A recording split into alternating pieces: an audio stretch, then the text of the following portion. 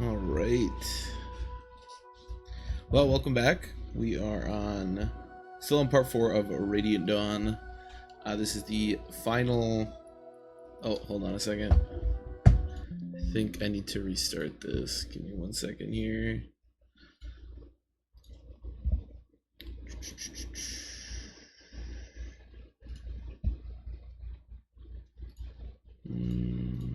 There we go. Okay. Because if you plug in your controller, yeah, okay, there we go. If you plug in the controller after the emulator has been started, it does not work. Okay, we're good. Anyways, welcome back. We are on, the final chapter, chapter 5 of part 4, so normally, this chapter is interesting. It features Izuka and a lot of Laguz. Now, you can complete this chapter fairly quickly. Hey, Rabbit, welcome, welcome. Specifically with Tabarn because he can fly around, but we're not using Laguz Royals, and I still want to train some units, so I don't really know how this chapter is going to go, but it might take a while.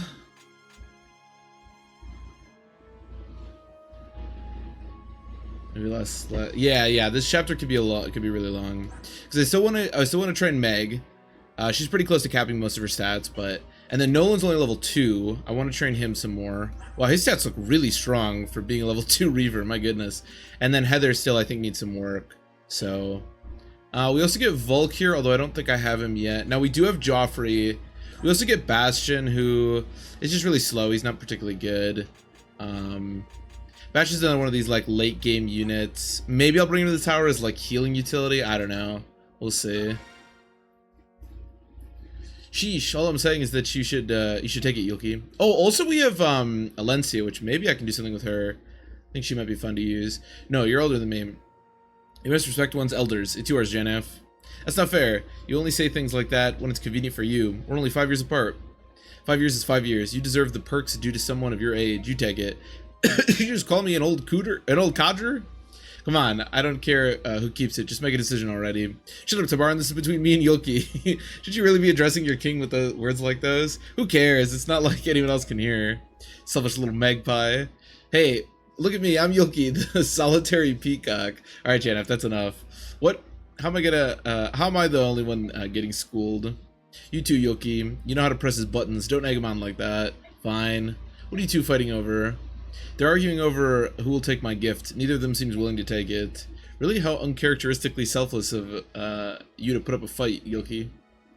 What do you mean, White Prince? Yoki is just being an ungrateful wretch for not appreciating my thoughtfulness. He'll never understand. Since the item is so nice, I thought that you should have it. I'm not the stubborn one here. Well, since neither of you want it, I'll take it. What?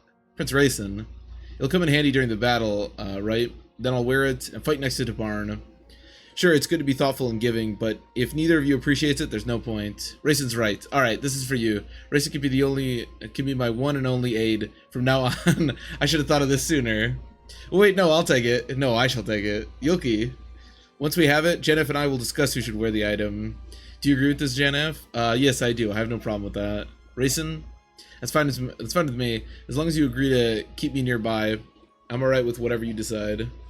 It's a done deal then. Now, don't you two feel stupid after getting lectured like that, and by Rayson as well. Sorry, Yoki. I apologize too.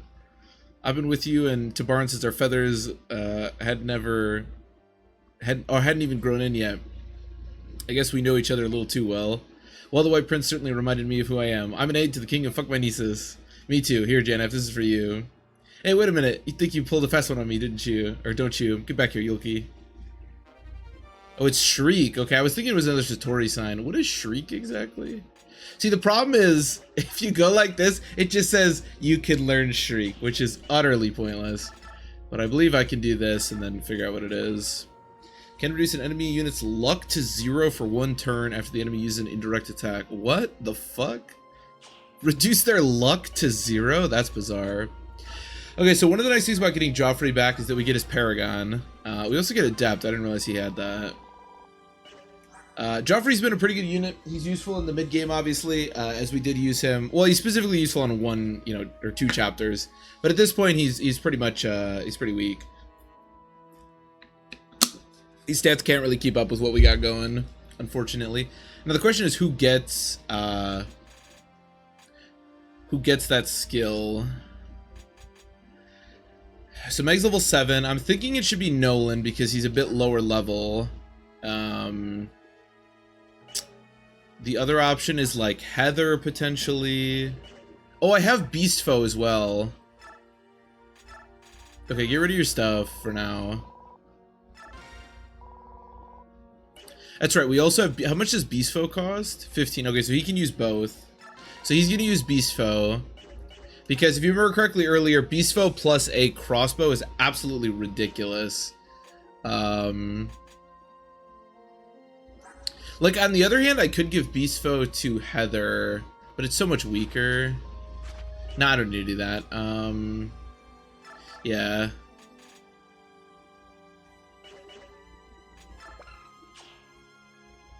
Yeah, I'll do Paragon on him. I don't know. Maybe I want to do it on Heather, but whatever. She has Discipline. Yeah, keep that. Imbue's nice. Heather, I'm assuming, has no weapons right now, because I didn't give her... Yeah. Okay, now, if you remember correctly, Heather, burns through every single thing I give her. I don't want to use this. So... Oh, Bird Foe. Oh, that's interesting. Bird Foe. I guess I'll buy that. I mean, it will be useful here. It's funny to put Bird Foe onto Tabarn. Okay. Give me... There's no range here. Well, except for the dragon. So just give me a bunch of steel daggers.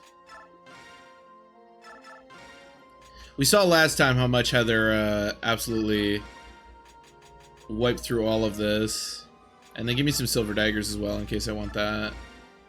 I'm just gonna fill her inventory because as we saw last time, this honestly might not even be enough daggers in the end. Okay. Does anybody else need anything? Meg. Don't need a Horse Slayer. I guess is steel the best you can use? I wonder if I can give her a grit. Can I give her... She's C and B. Hold on. Okay, I think she can use that. Yeah, that'll be good. That's strong. And then I can't use this, but I can use... I guess I'll do iron then. And then... I don't know, I guess another steel blade.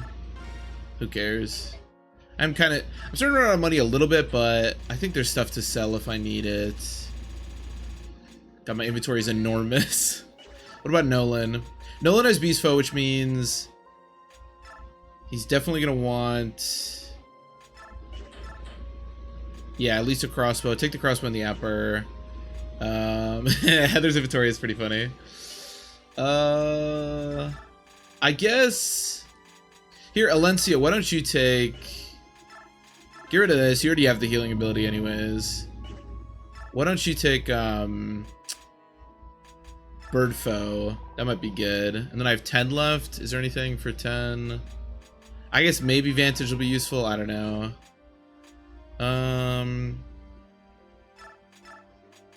Is there anything I'd rather give you than Daunt? I want Adept. We really want Adept.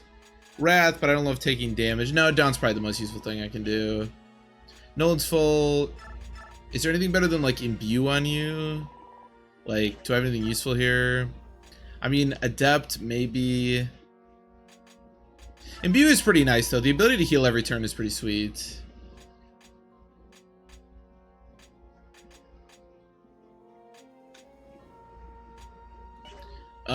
What is Tabarn hat, or what is... You don't have a heal staff? On the plus side, he actually comes double S, which means he can use, actually, I should have it. Yeah, you can use Rexcalibur. Sure, take it. I don't know. No one else is going to be able to use it, so it's yours. Where's Dragon Foe?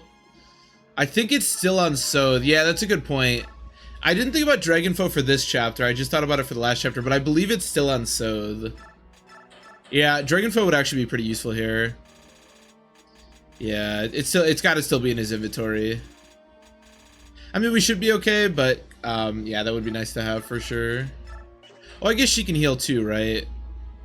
Yeah, so I'm not like so desperate for healers.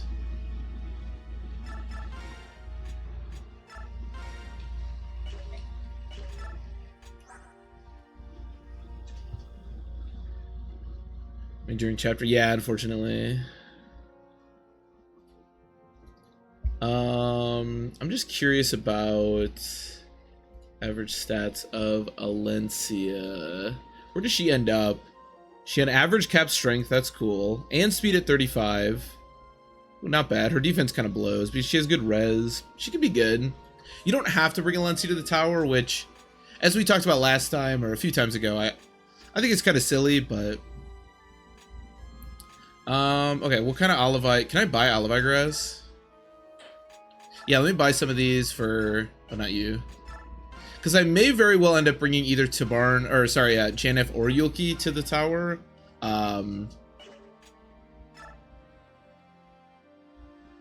Just run up and Bakazuka. So that's what I was saying before. This chapter can be very quick. But I think for our purposes, it's going to be a lot longer. But yes, if you use Tabarn, you can finish this very quickly. I guess Janef may as well take Shriek. I mean, I don't know what anybody else is doing with it, so even though Shriek there's no range in this chapter other than dragons, so, and Azuka, I guess. I think we're good other than that. There's one more thing I want to do, which is because we also get Volk here. Actually, wait, do you need money for Volk? Hold on a second. I can't remember. I might need to pay Volk. Now that I think about it. Pay him 3,000 with Bastion or Alencia.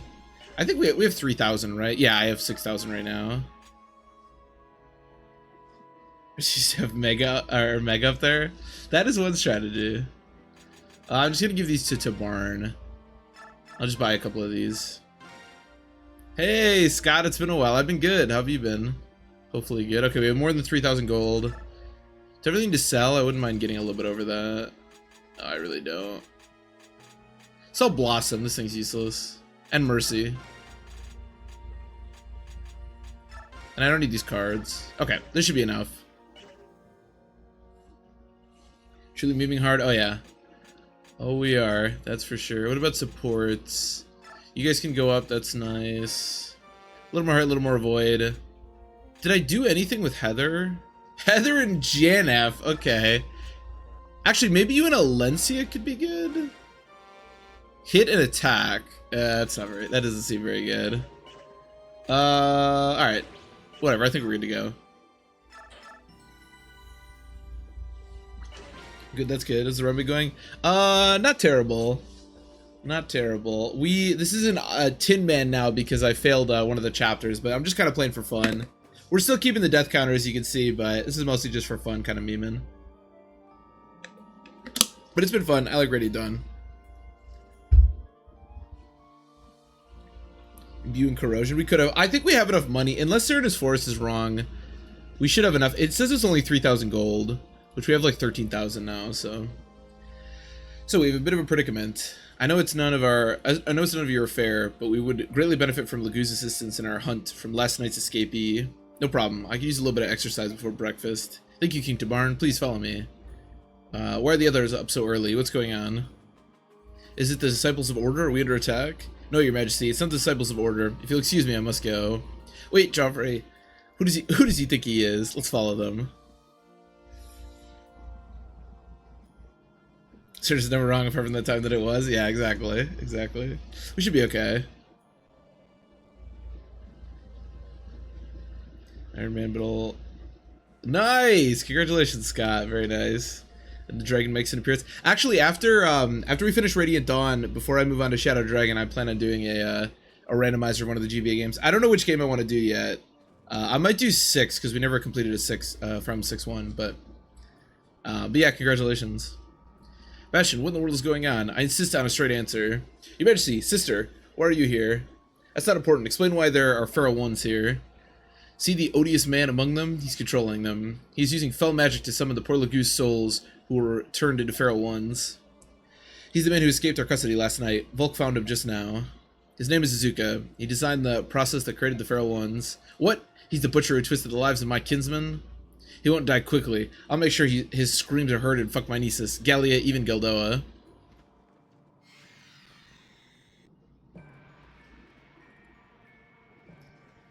F9, F10, Sunny Seed. Yeah, they're both super fun. I like them a lot. I don't know. I don't know if they're as replayable as the GBA games for sure, but I do like them.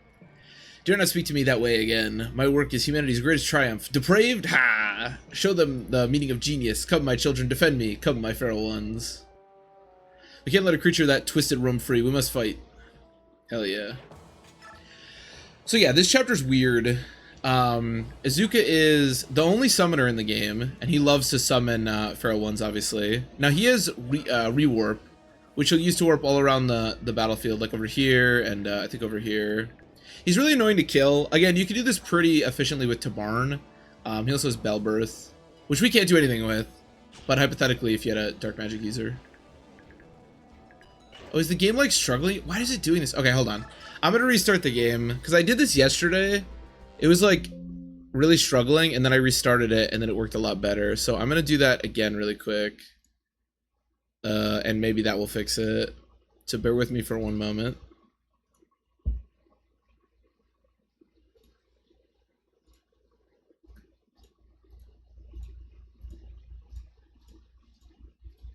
Okay.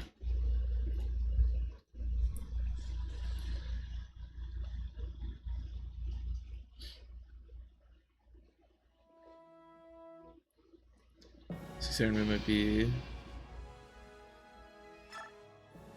Oh, you mean like a vanilla? I was talking about doing 6 as a. I mean, we've done a bunch of from 6 Iron Mans, but I was thinking about where I was gonna do it as a randomizer. We did Fire Emblem 7 randomized and Fire Emblem 8 randomized, and I was doing Fire Emblem 6 randomized, but then I don't know. I just kind of got the problem with Fire Emblem 6 is that it's like it's really kind of long and dense. Now the nice thing about 6 on a randomized is that we were up with fun. Yeah, there's a lot of characters, a big cast, and I think there's a lot of pre-promotes. The pre-promotes are the ones I really like. So, clear data. I don't know. Really hard to are the Anima Triangle. Please enjoy it. Yeah, the fact that you get this, which as a first-time player you literally can do nothing with, is pretty silly. I don't really know why they did that, but oh well. What are you gonna do? All right, Nolan to make you go that way. Yeah, I like that Volk is just like sitting in the corner. So Volk is pretty strong, as you can see. His stats are quite high. Now, obviously, he's got the same problem as Heather, where he has to use these annoying knives. But unlike Heather, instead of Bane, he gets lethality, which is a lot stronger. Also, he has stillness, which is kind of cool. But yeah, we're gonna be recruiting him.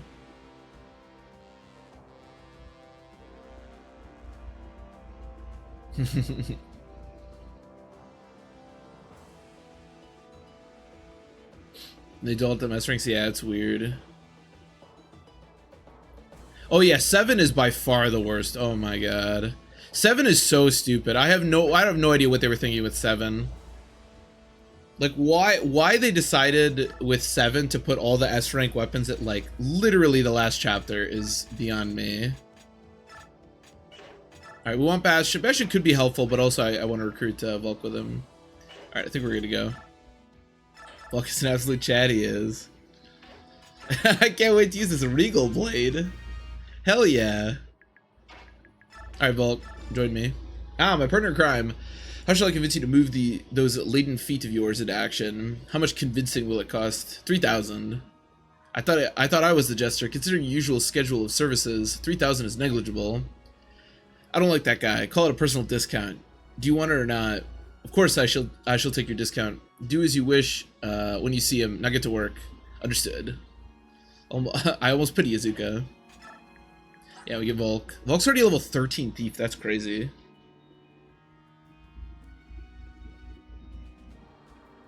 Make sure you're unattainable. Yeah, I guess that's worse. I suppose that's worse. I think my favorite, or I really like the way that Fire Emblem 6 does it. They kind of piecemeal it over the course of the. I guess Sacred Stones does it as well. Sacred Stones, I guess, is better because you don't have to do annoying ass stupid chapters to get it.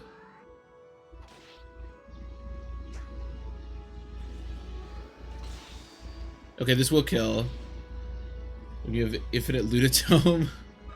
I'm gonna turn the animation on, but I don't know how long I'm gonna keep this for. Because this map is gonna take a while, so I may get sick of this very quickly. How do you look fighting these guys? I'm assuming not amazing. Oh, I should have given Nolan, nah, because he couldn't have done it with Beast Foe.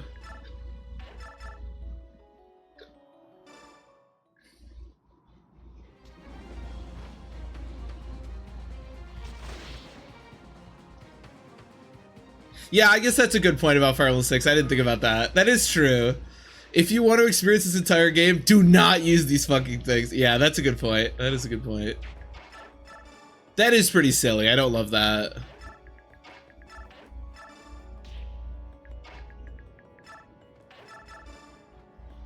Do not, under any circumstances, use these.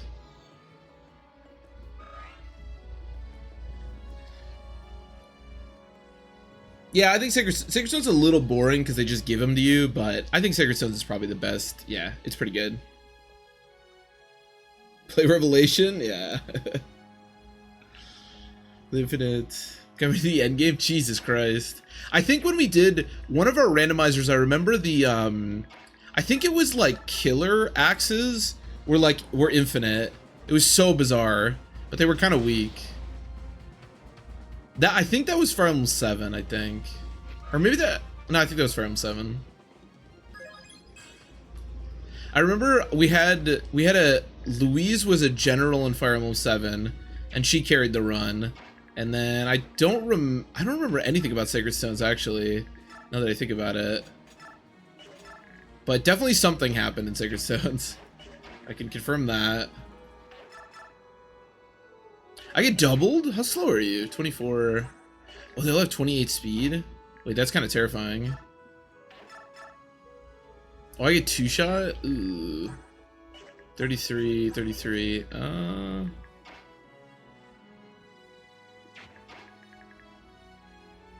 It's a little bad, huh?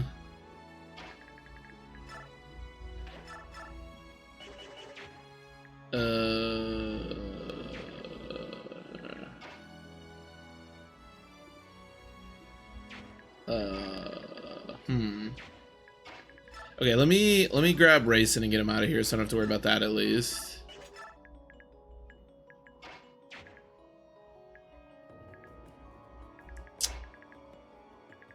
I wish, can I shove Meg? No, I think Meg's too big.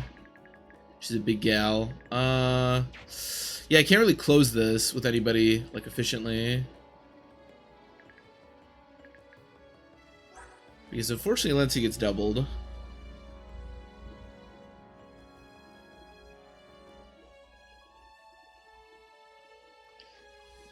Binding Blade fairly liberally. Yeah, as long as you understand not to get rid of them, then you're you can do a decent amount for sure. I guess if I do this, because you can get there, right? Oh no, you can't even get there.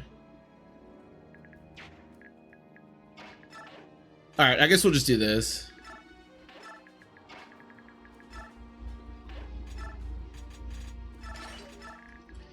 How much we been?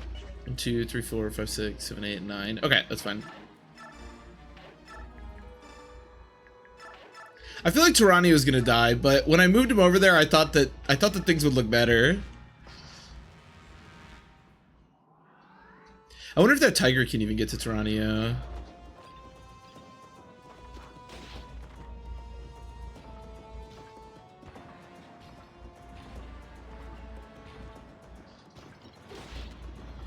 It was a Wyvern Lord? That's pretty dope. I think, wait, how fast is Tyranio that he didn't get doubled? So when we did Fire Emblem 7, our main lord, I remember this, our main lord was Wallace and he was an archer with like atrocious growths. It was so weird. Lane restriction. Yeah, I don't love the way that Fire Emblem 6 is set up in that regard. I'm surprised that Tyranio doesn't get doubled by the cats. He might actually survive.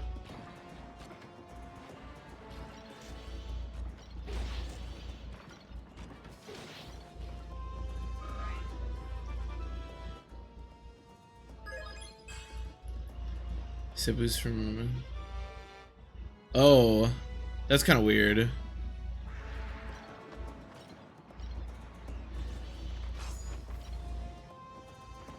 If the less arena, yeah, that's weird.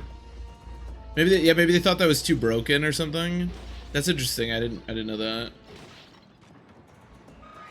Yeah, we do have a Discord server. Yeah, mostly it's just for alerts when I go live. But yeah, if anybody ever wants to post anything in there, feel free. Mitigate arena abuse.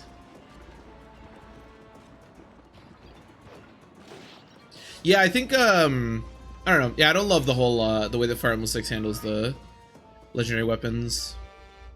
I feel like in some regards it makes some sense. Like there's this idea, I guess, that here's some extremely powerful weapons that could help you, especially considering how difficult that game is. But and by the way, you can see how Heather burns through her items. She just attacked this guy 4 times. But you have to like if you use the weapons too much, or if you put them in danger, you could lose your good ending. So I think in theory it could make some sense, but in practice it's yeah, just ends up being tedious. Man, if you had just procced Bane on the other 2 attacks. Join in. Yeah, welcome Scott. Welcome. Glad to have you there.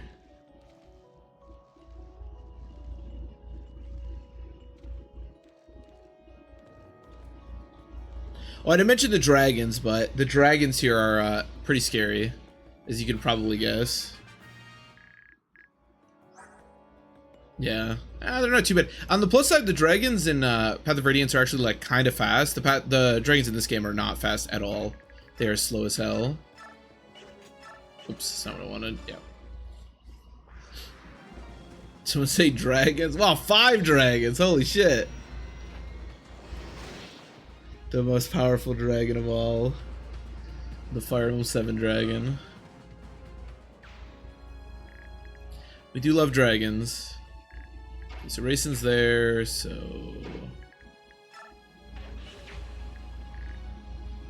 I need... I guess, yeah, just half shift. Yeah, good enough. Resolve Heather does not care about dragons. Dude, Resolve Heather might be kind of sick. I didn't think about that. So you don't kill is what you're telling me. Interesting. Okay, can you help out? Do you think it's weird that Tyrannios on this team? I didn't think about this, but it's actually pretty bizarre that Tyrannios here, right? Like, why wouldn't he be with like Micaiah?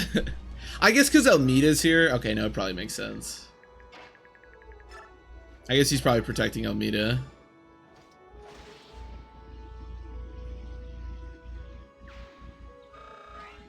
Are the other 2 for level 7 dragons? Yeah, that's true. Oh, she's still carrying somebody. I didn't realize that. That's funny. Who are you carrying? Oh, Ranulf, that's right. I didn't want him to die.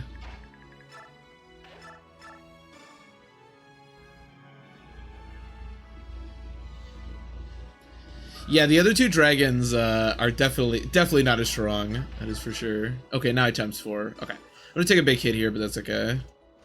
Oh, that's right. I forgot Alenci. Yeah, Alenci should hang out next to Heather. I forgot I gave them support. I definitely would never have guessed Alenci and Heather being together, but, you know.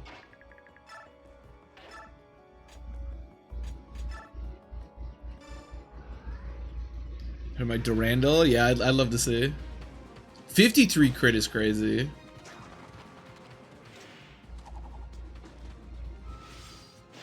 Oh, that looks so cool.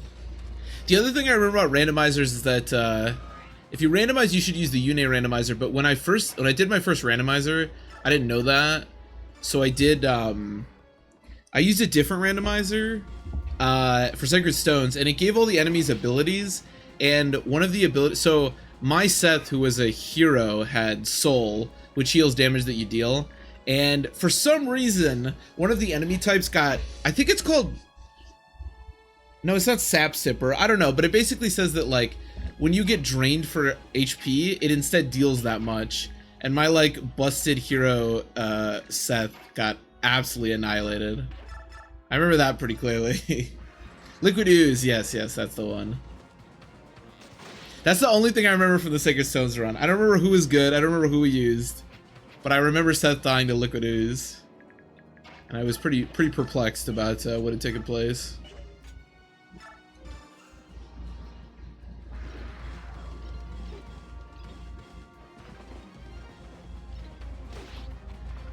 I probably wouldn't recommend using that randomizer, but it certainly was interesting. 1, 2, 3, 4, 5, 6, 7, 8. Yeah, there's no way you can get to me. Okay, we should be good.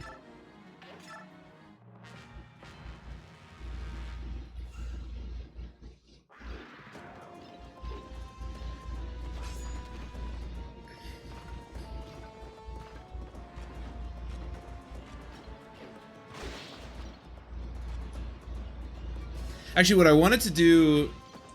So Fire Emblem 6, I think, definitely has the biggest cast of the GBA games, but I think Fire Emblem 7 has a pretty big cast, too. Yeah, Scott, that works. That works.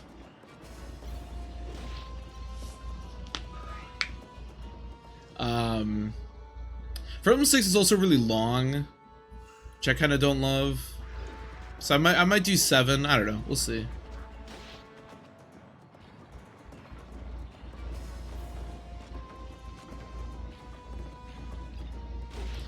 We'll see. Okay, 29 speed. Meg. My goat. So in order to double the cats, I believe you need 32, because I think they have 28 speed. Oh, here we go, Bane. So this is hypothetically, if Heather does this every time, she can kill everyone.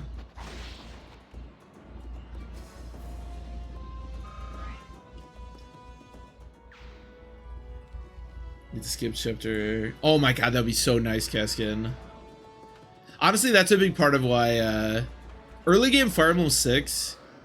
I feel like if I could change anything in Fire Emblem 6, well, I'd change a couple things, but I like chapter like 1 through like 3-ish, and then I wish it would just skip to chapter 7, to be honest. Chapter like 4 and like 5 and stuff are so boring. Even chapter 2, I think it is also pretty boring.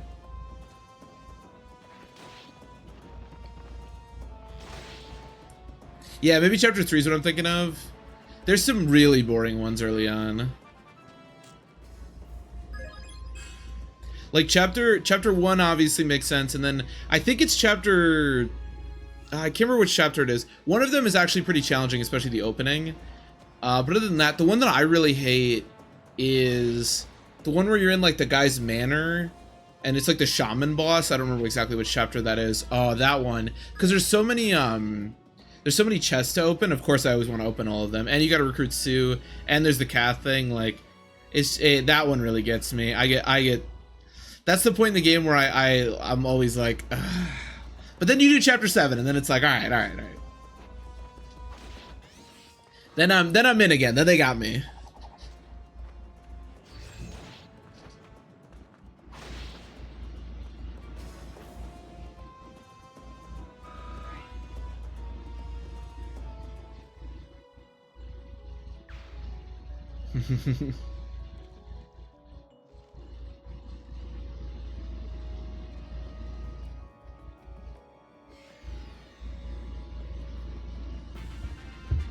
Oh yeah, Scott, I see it. I'll check it out a little later after the stream.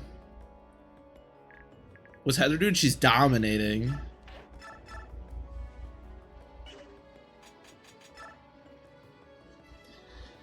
So this guy only has 1 hit, and like hypothetically, what if I proc Bane? That would be so sick. I feel like that's a pointless thing to do, but if I proc Bane, that would be pretty sick. You know what? Fuck it. This would be so fucking sick. Ah, that's unfortunate. Ah, all right. It's unfortunate. Neutral biorhythm too. It's actually not that bad. Oh well, we tried. It was the Legoose type. Yeah, I like the Legoose type.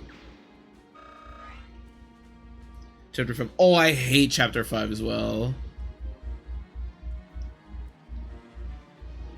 I kind of like chapter 5. I think maybe if you do the fast route in chapter 5, maybe it's not so boring. But I always do the slow route because it's so much more consistent. And Which, like, you can make the argument, obviously I only have myself to blame for doing that, but I don't know, that one's very boring. And then, like, the middle section you get to where you're on, like, the thickets and there's the mercenaries, oh my god. You want to watch units just miss over and over again. I mean, I know that's basically the game, but that chapter is egregious. And the nomads too. But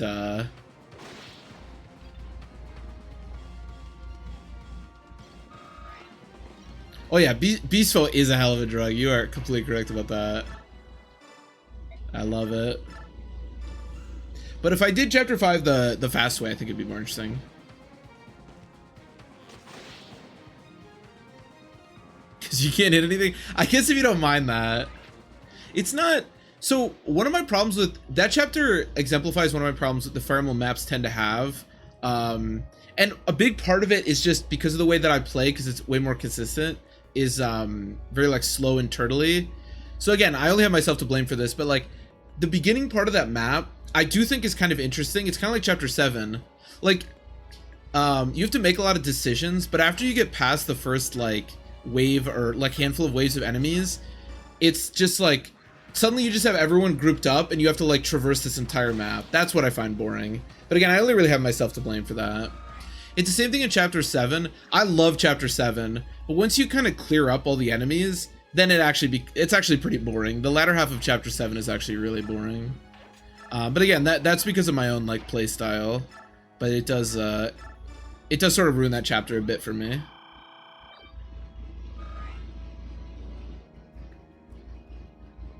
Glory Wings song. Is that the battle music for this, or where is On Glory's Wings? I like a lot of the music in this game. I think a lot of it's fantastic.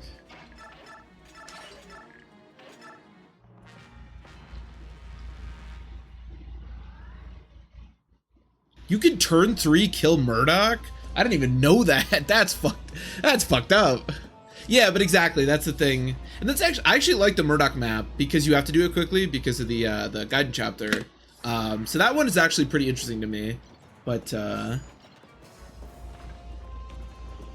it's this battle theme? Yeah, this battle theme goes hard. And almost every battle theme in this game is so dope. But yeah, I do feel like that's a problem with FE6 maps. The turtling part of it is interesting because you're making a lot of decisions, but then you just kind of like, it's like, all right, well, now I'll slowly complete the rest of the map. Yeah, Seafarer, I would agree completely. Yeah, for sure. I think that is one of the downsides of Iron Man's, is I think they hurt the flow of maps.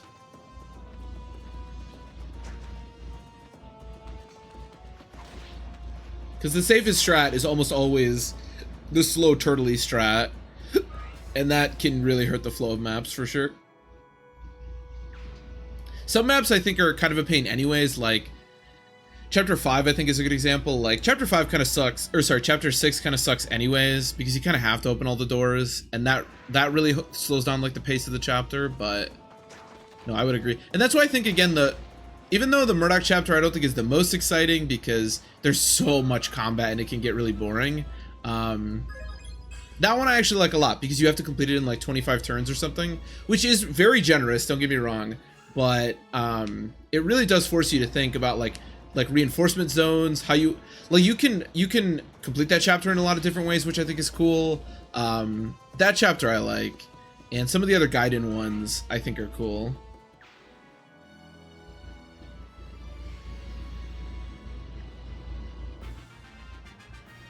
So they're GBAs. If you kill Boris the Chocoboy, I have never done that, but yeah, I could believe that. I could buy that. How do I kill this dragon? That's the question. Unfortunately, yeah, the crossbow will not work on him. In fact, far from it. Times 4. I mean, that is 4 chances to proc my thing. Unfortunately, her biorhythm's all the way down, so the chance of proccing Bane is like very small now, which is unfortunate.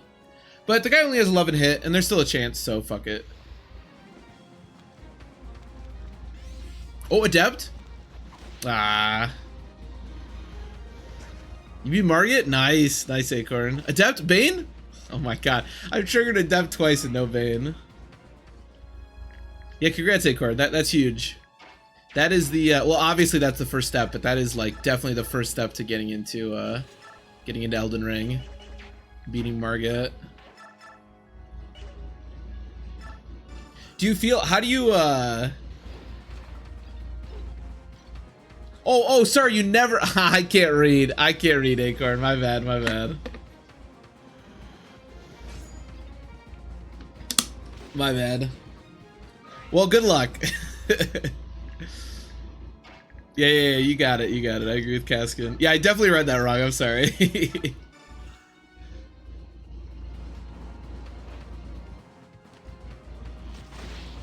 don't feel like resetting. Yeah, I usually don't. If a unit dies, it's almost always because I put them in a bad position. I feel like I probably have in the past, but usually I just put people in bad positions if they die. The classic. So you're good, right? If I do this. 16. 10 times 2, okay.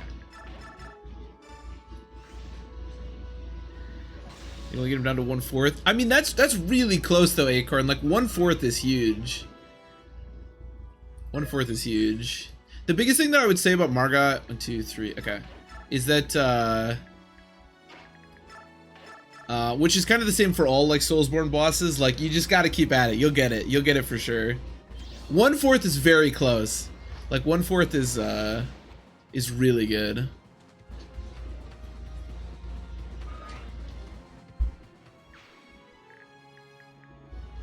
The biggest recommendation I'd probably give for this kind of goes, I would say, for any like Soulsborne boss, but especially for Elden Ring, because the Elden Ring bosses are like, they're a little, I think they're even a little much, but just like, I don't know, play like really safe. Like whatever you can punish, whatever attacks you can punish. Like you don't have to punish or dodge every combo. Sometimes running away is like, is a good strategy. Okay.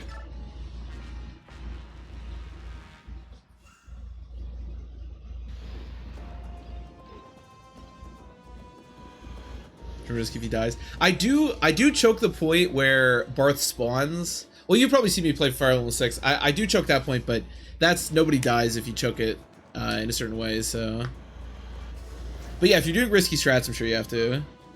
Dark Souls. Oh, me too. Yeah, when the game first came out, yeah, Margit beat the fuck out of me.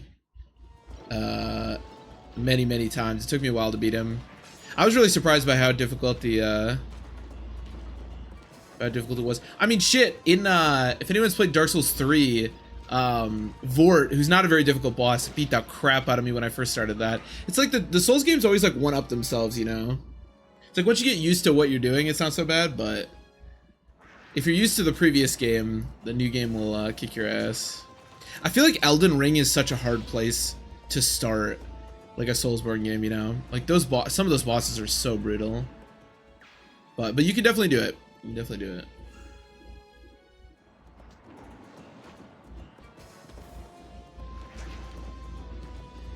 And you can always, I mean, you can always go to other areas. That's the nice thing about Elden Ring, is that it's like, it's so open world. You can always go to other areas and like level up and stuff. And you can always, I don't know if you're using Spirit Ashes to summon, but you can always do that. That really helps. I don't know what you can summon exactly at that point, but anything's pretty useful.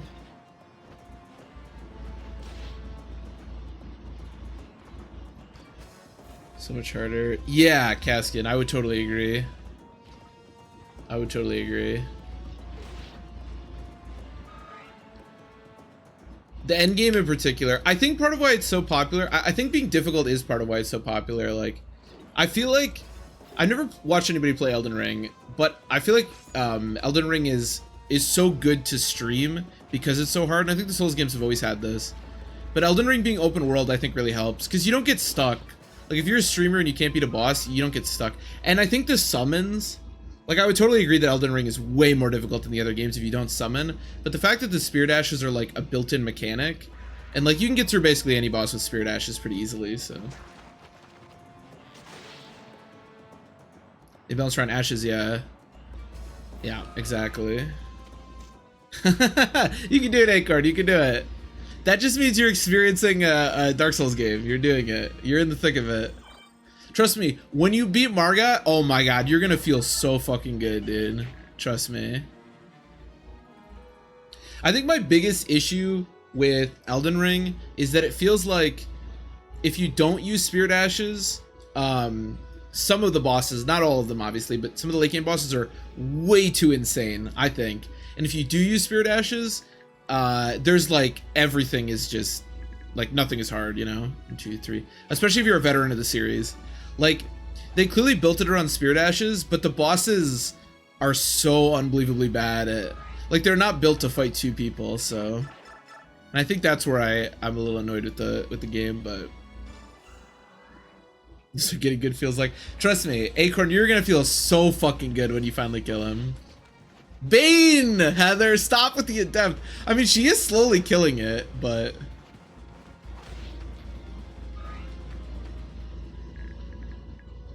Margaret may seem like insane, but trust me, you need this experience. You need this moment to this builds character. This is how you build character in Souls games. You got this.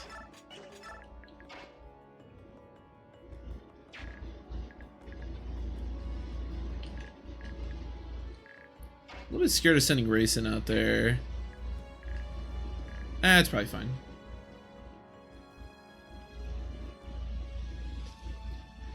Oh, Cascade, yes, I 100% agree with that as well.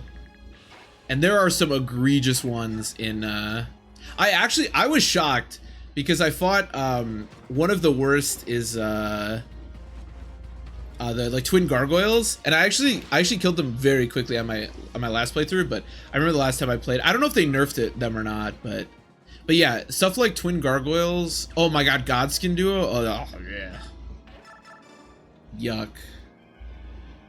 It's funny looking back on it, because Ornstein and Smo, like, understanding the series, they're not that bad, but oh my god, Dark Souls 1 was the first Dark Souls game I ever played, and ONS killed me, I don't know, 100 times, maybe more.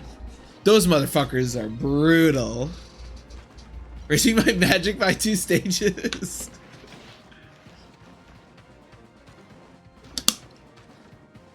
Yeah, if you don't have the Spirit Ashes, I don't remember exactly where you get them, but you can get you can like summon, I don't know what you can summon early on, maybe some wolves or something, I don't know. But they can be really helpful. Well, Meg, look at these stats, by the way.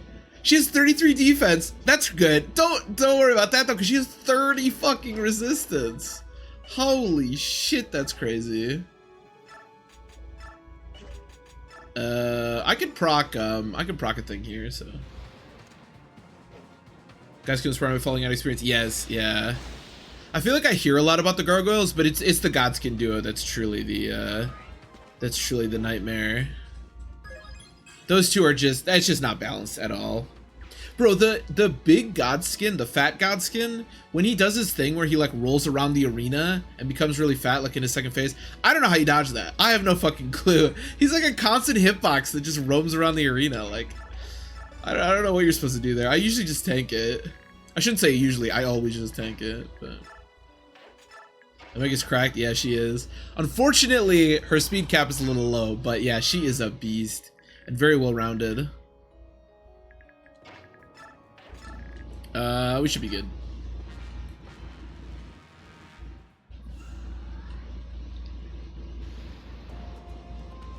Get him stuck in a wall, yeah, I bet that would work. I bet that would work. Yeah, Godskin duo is really bad. I hate these aren't really spoilers. I mean, these are just the names of bosses, but I hate pretty much all the late game bosses. Like I hate what's his name? I can't even remember his name. I don't know. I hate a lot of the late game bosses.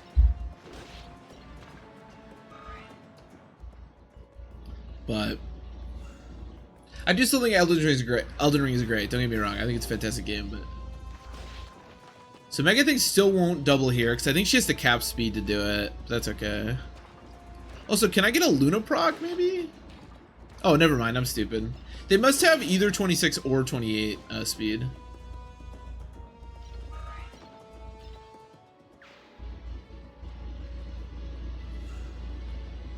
For him to win something big. Yeah, exactly. Especially if you're already getting him to, if you're able to get him to 1/4 health, you're honestly already doing like most of the work.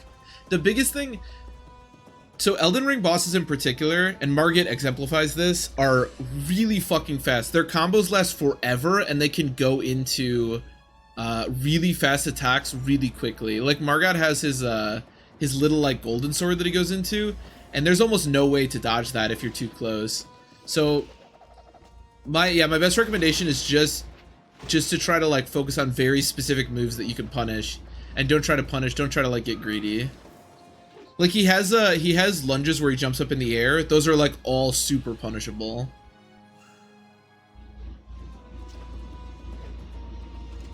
Try to parry, or you can parry him. I don't know if Margit is parryable. I never parried anything, but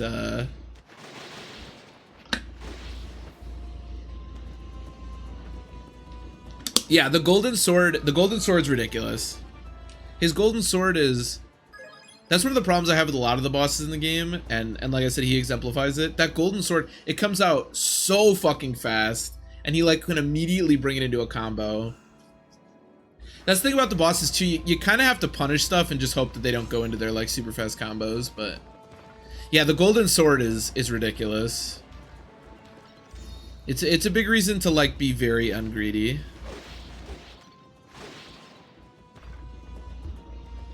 Be clumsy and wake up. Oh, you could try parrying. The only boss that I've ever parried in Elden, or in a Soulsborne game is oh god, what's his name?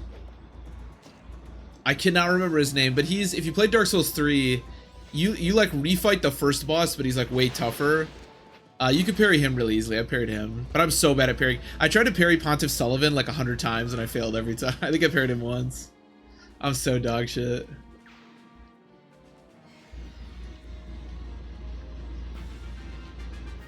Okay, Heather, is your Biorhythm like not dog shit yet? Look at that. Meg also heals 15 every turn because of Imbue. The Champion Gundyr, who I actually wouldn't recommend parrying because he's one of my favorite bosses to fight. He's amazing, but I looked up a guide on parrying and I was kind of messing around with parrying in that game. Yes, there's Bane. Okay, all right, this is still pretty sweet. Would have been a lot cooler if she'd taken him down from 70 health, but still pretty cool. I don't know why she needed a crit here, but whatever. Yeah, Dark Souls 1, I feel like people always like brush over Dark Souls 1 Gwyn. Like he's so easy. And if you parry, I guess he is, but man, that boss can kick your ass. And I can't parry him either, man. I have no clue how. I'm so bad at that.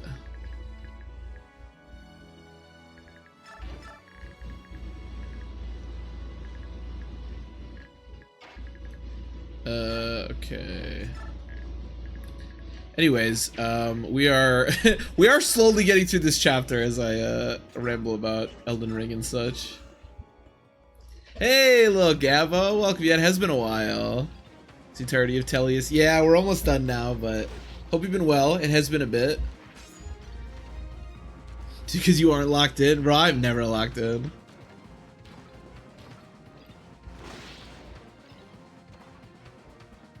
Sushi sword, guys. Yeah. Yeah, I suck at Gwyn, and I suck at Pontiff Sullivan. I don't know why. Every time I replay Dark Souls 3, he might be the boss, even including DLC, other than Midir, because Midir's ridiculous, but he might be the boss that I like struggle with the most still. He just kicks my ass, man. I like it. It doesn't feel unfair like some of the Elden Ring stuff, but man, he beats that crap out of me. Can be really in a Fire Emblem mood. Oh, I get that. Yeah, I got you. Yeah, no, that makes sense.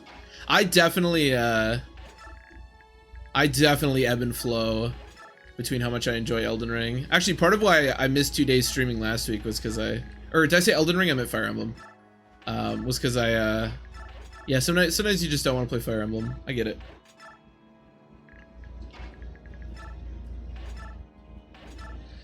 Midir successfully. Midir's probably my like, even though I've beaten like all the bosses in Elden Ring without summons, Midir is still probably my favorite like my favorite accomplishment in a Souls game, because that dude fucks you up.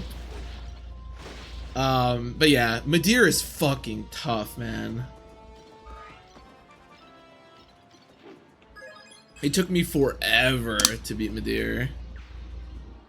Way longer than like I love those DLC bosses, but like Slave Knight Gale and Double Tigers and Dark Souls 2. Oh, those things are just stupid.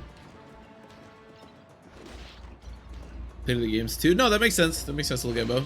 I got you. To my TF2, yeah, very nice. I should try TF2. I used to play.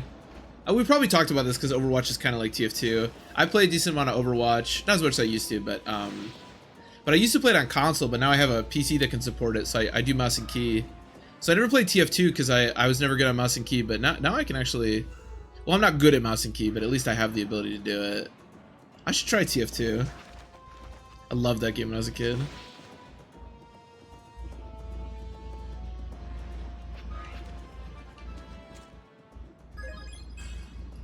Blind. I was surprised. Yeah, Sister Friede is one of my favorite bosses for sure. I love the Dark Souls 3 DLC. Dark Souls 3 is probably my favorite of the Soulsborne games. But yeah, Sister Friede, Slave Knight Gale, and Midir. The Demon Princes are whatever, but those, God, I love those bosses. Sister Friede has got to be one of my favorite bosses in all of Dark Souls. Such a cool boss. So Mikizun got slid back into Terraria. Very cool.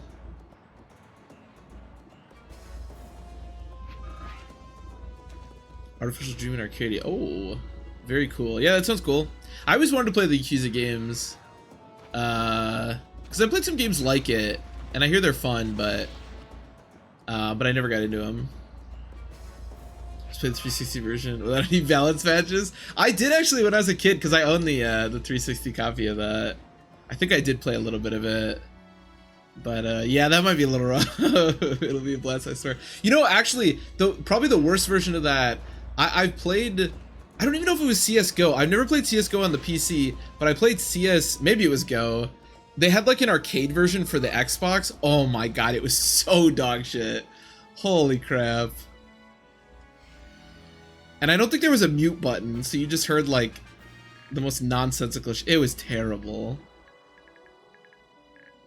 That was atrocious.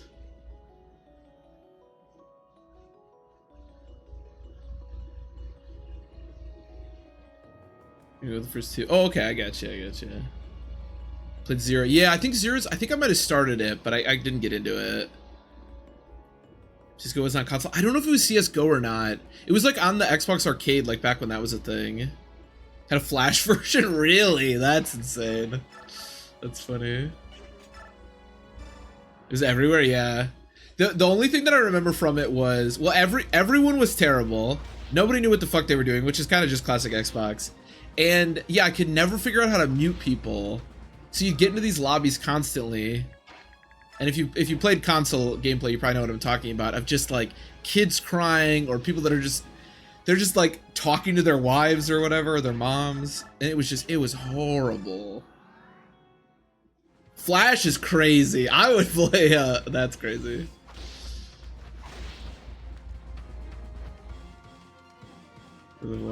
Yeah. No, it was, I don't remember what it was, but it was definitely something. I definitely remember playing it.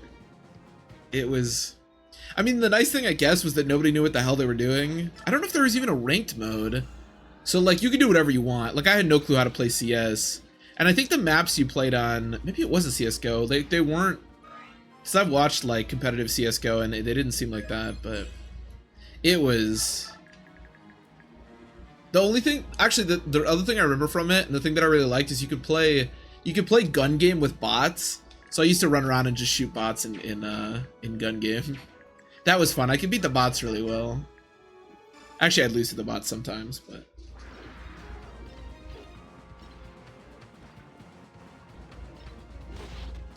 Oh, I totally agree, Logabo. Yeah, 100%. Well, I feel like that makes sense, right? That's probably why you play Team Fortress. Yeah, I don't really like this. I don't really like CS:GO or like Rainbow Six, that type of game. That's not really for me. I like games where you can just like constantly be in the action, like Overwatch, or I like Battlefield a lot. I still play a lot of Battlefield, even though it's dog shit now. But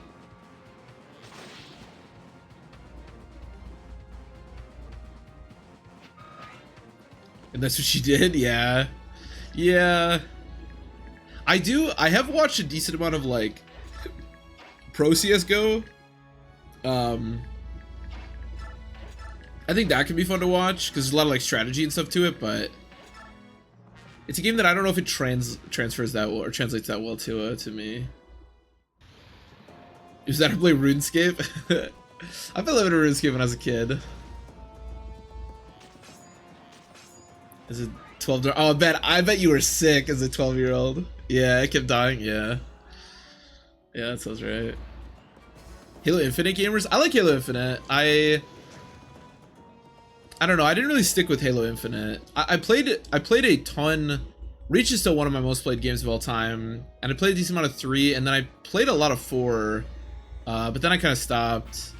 I did play Infinite when it came out, but I don't know. I do like Halo. Like if someone said let's play Halo, I would like I'd probably do it, but I don't know. I don't really choose to do it, I guess, in comparison to some other games I like. All right, Bane proc.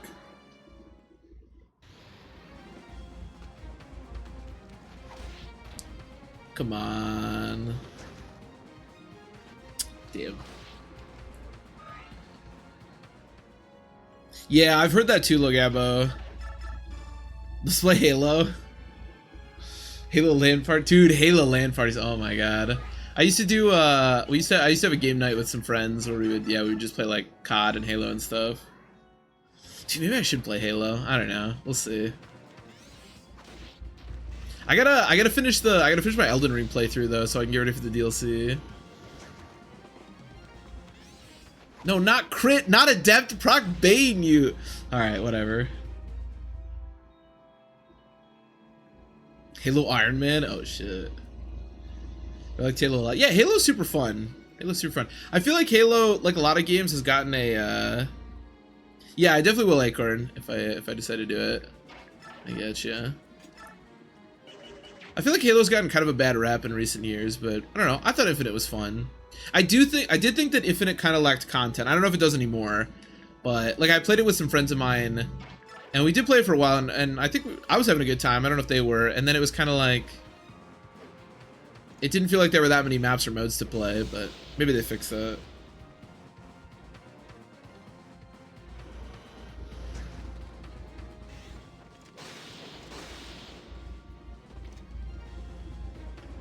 Fantasy 14. Oh yeah, there's one of my friends plays a lot of Final Fantasy 14. There's like a new I don't know what you call it, a new expansion or something coming out in there, I think. That's one like game type that I've never been able to get into, like WoW or yeah, I don't know, it's just not for me. The single player felt pretty boring. Yeah, I never tried that. I kind of wanted to, but isn't it like open world? I kind of wanted to try it, but I don't know. I do like Halo campaigns, but I don't think they really interest me as much as they once did. I actually have a very big soft spot for like shooter campaigns, even though they're always like dog shit. Like I played so many Call of Duty campaigns and Battlefield campaigns and stuff, even though they always tend to be terrible. I just like shooting things, you know. You can hang out over here, whatever. Maybe do something cool. I think we're good. I don't really know what I'm doing. I haven't paid much attention to the game. I think things are going well. I don't know. It's part of the contract. Okay, yeah, that makes sense. Maybe I'd get into them if I ever tried, but it's one of those things where I feel like that's a rabbit hole that you get like sucked down, you know? Like I think if I have a lot of friends that play RuneScape, and I think if I ever started playing RuneScape, I would, there's a decent chance that I get sucked down that rabbit hole. So I'd rather just avoid that altogether. I don't need that in my life.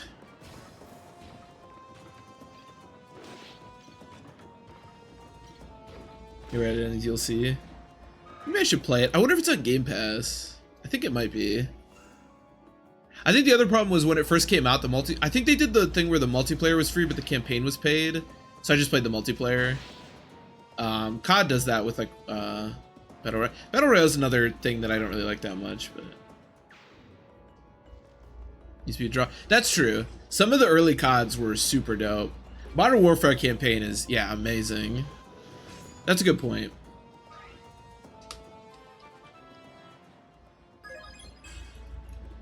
That is a good point.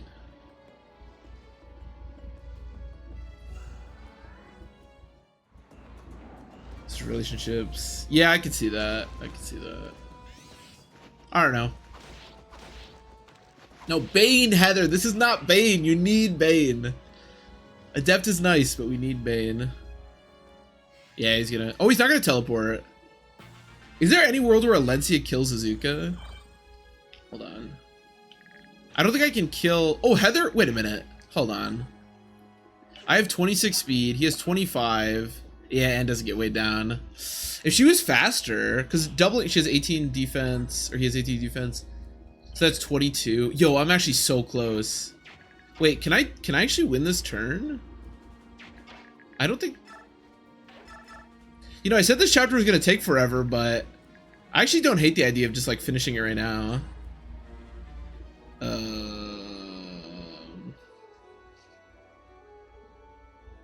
Purely focus now. Yeah, I wish they'd do more. I love shooters.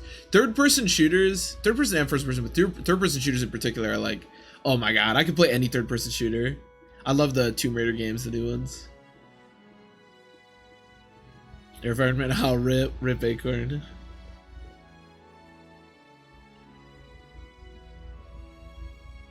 Ultra Kill? Wait, I might actually look that one up. There was one in Game Pass that I was gonna play. Ultra Kill. Ooh, I might check that out.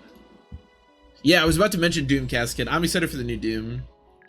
I wouldn't say I'm like as much of a Doom lover as maybe some people. I feel like people really like Doom, but I like the new Dooms a lot. They were a lot of fun. I think I can actually complete this turn. Which, I know I said we were gonna get a fuckload of experience, but I mean, let's face it, Heather's never gonna get a level that matters. Nolan already has capped like everything. He gets level 14. He started level 2, by the way. Meg does still need one more to cap speed, but that's about it. I'm not trading Alencia, which kind of sucks, but so you can get in there. Yeah, and you can. She can actually. Yeah, this is actually pretty good. Yeah.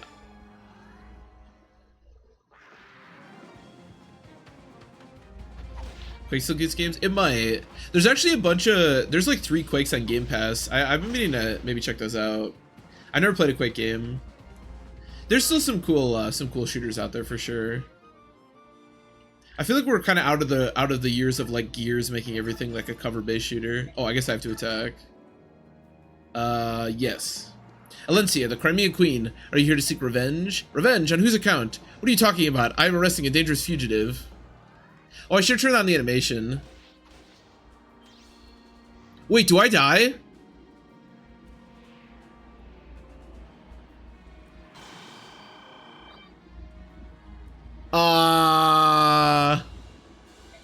So...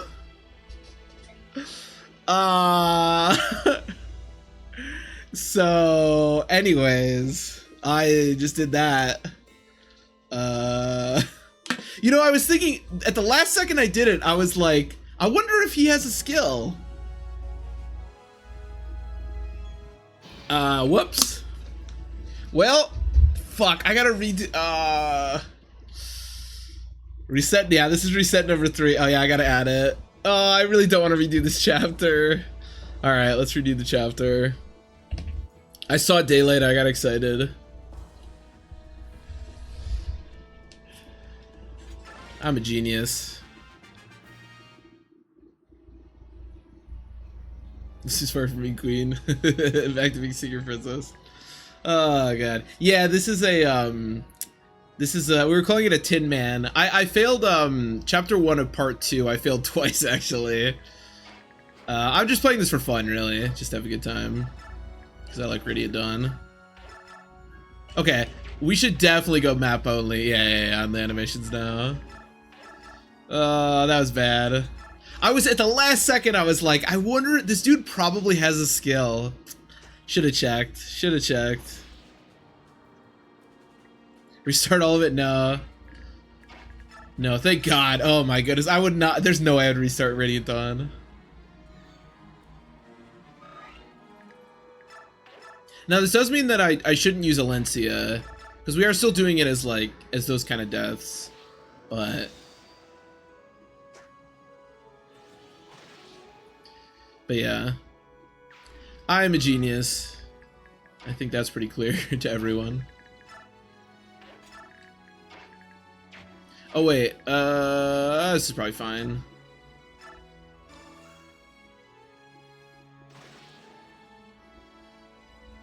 Is she not a game of recognition in the tower?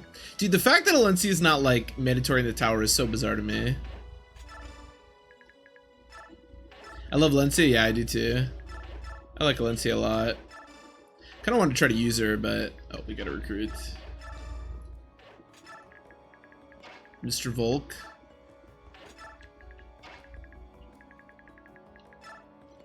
Actually, I want to do this again because Tyranio survived with Resolve, and I actually need to take one of the pressure off of Nolan. Bad availability in both games, yeah. I killed the tower once. Yeah, I guess that's a good way to find out. Yeah, her availability is really rough, unfortunately. She is, like, kind of useful in both games, but it's so niche, because, yeah, her availability is just so bad. Unfortunately.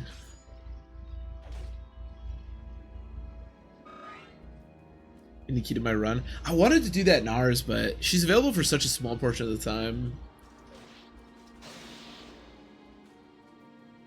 These users were dead. That is actually... She almost served a similar purpose on our playthrough, because other than Rice, I had killed every single healer we had available, so...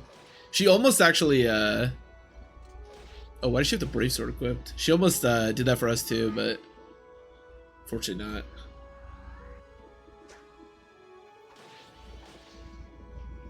We're doing a Clash. Yeah, she can do that as well. She's very good at that, unfortunately.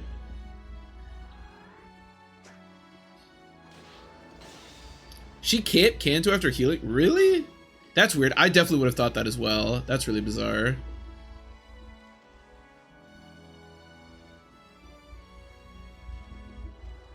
Yeah, that is weird. I definitely would have thought. So technically I'm not supposed to use Alencia now, but I don't know.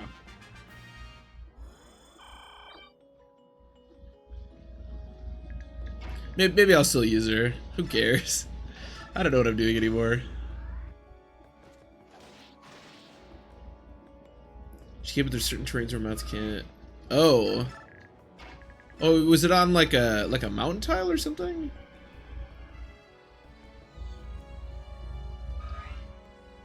Yeah, I don't know. That's weird.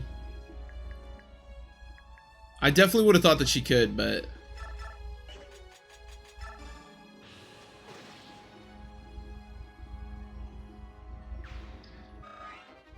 Yeah, I don't know what terrains you wouldn't be able to Kanto on, though. That sounds so weird. I mean, I believe you, don't get me wrong, that it, like, happened, but... It's so weird.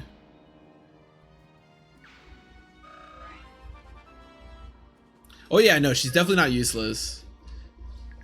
No, I mean, it's hard to rank her just because of the availability thing, like you said, but no, she's... I'll give Alencia this, and very few units... Or a lot of bad units can't even say this. Like, Alencia sees use on most playthroughs. Because like you said, the fact that she can immediately use Physic, the fact that she's a flyer, like her availability is atrocious, but most people will use Alencia at least a little bit in Path of Radiance. It's gotta count for something.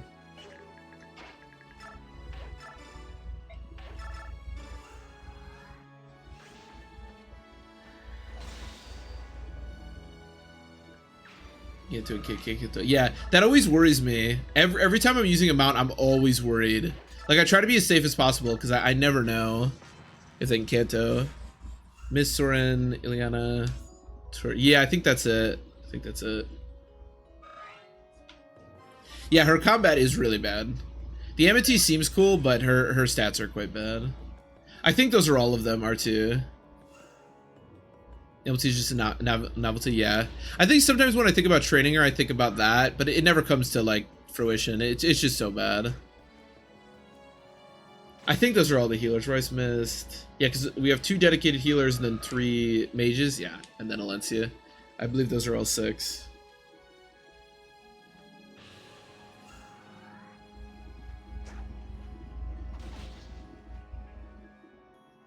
That was cool. If you shoot a magic weapon? Oh, that'd be cool.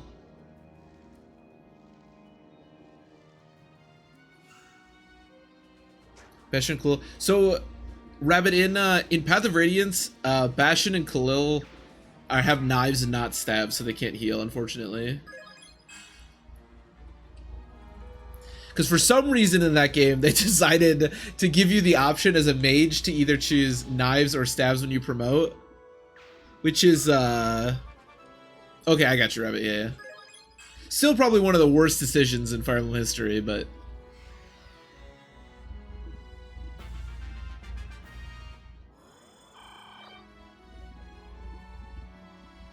Gives you exactly 3, yeah. I actually used the, I can't remember which one it was, but one of the magic weapons I used a shit ton in our FE9 playthrough. I think it was the Flame... Or no, it's probably the Wind Sword? I don't know. I think it was the Flame Lance. Because Tandits with the Flame Lance can actually do, even on Maniac, do pretty good work for a long time.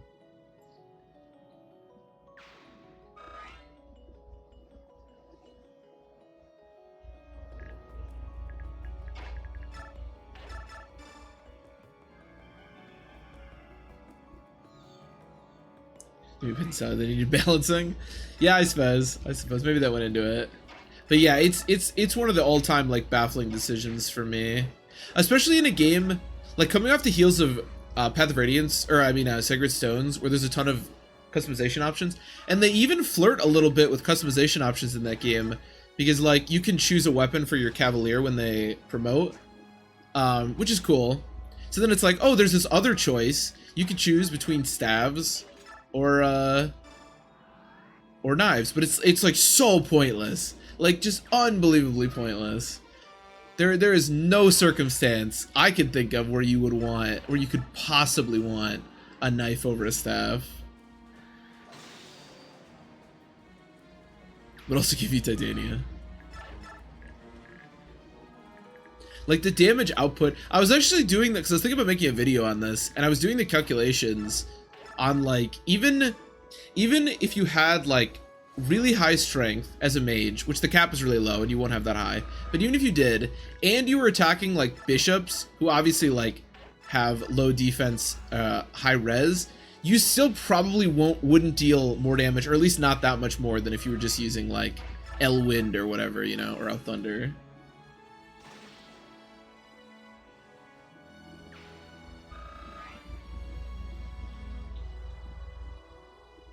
Two scrub and rice ties. FE9, I do think so. FE9, I think Maniac is a nightmare. I think FE9 normal hard is oh no, don't hit me, bro. Alencia's gonna die again. I didn't think the dragon could get to her. I am throwing. What am I doing? All right, I believe. Dodge. Okay, wait, let her cook. Could we call Racing a healer? Racing did a lot of healing on my playthrough, so I would, yeah. So Soren can shake a fool. Don't be wrong, I don't hate the... Okay, she's good. I don't hate the fact that it exists, because somebody out there loves, you know, choosing daggers or knives, and more power to them, but... Dude, I was pretty surprised. Racing healed so much on my last Iron Man. Oh my god. His healing is like way more substantial than I thought it was. I always thought it was like kind of a novelty, like the Amity with Alencia, but it's legit, man. Wow, these Nolan level ups are like terrible. It's a weird gameplay decision. Yeah, it's really bizarre. It's really bizarre. Really don't know what they were thinking with that one. It's weird too, because again, like the game has literally 2 classes that have decisions. You can decide on a new weapon for your cav when they promote, and you can decide between stabs and like. So I feel like in a different world where the game featured like a ton of decisions, maybe I could buy that they ran out of time and they were like, what decision can we give a mage? I don't know, let him use knives. But like the game features so little decisions for unit types, so why on earth would they give mages that decision? Like, it's really weird. There we go, okay. She hit 4 times, procced Bane in the last one, which is the most pointless one, but whatever. We'll be able to kill the dragon, which is nice, that's all that matters.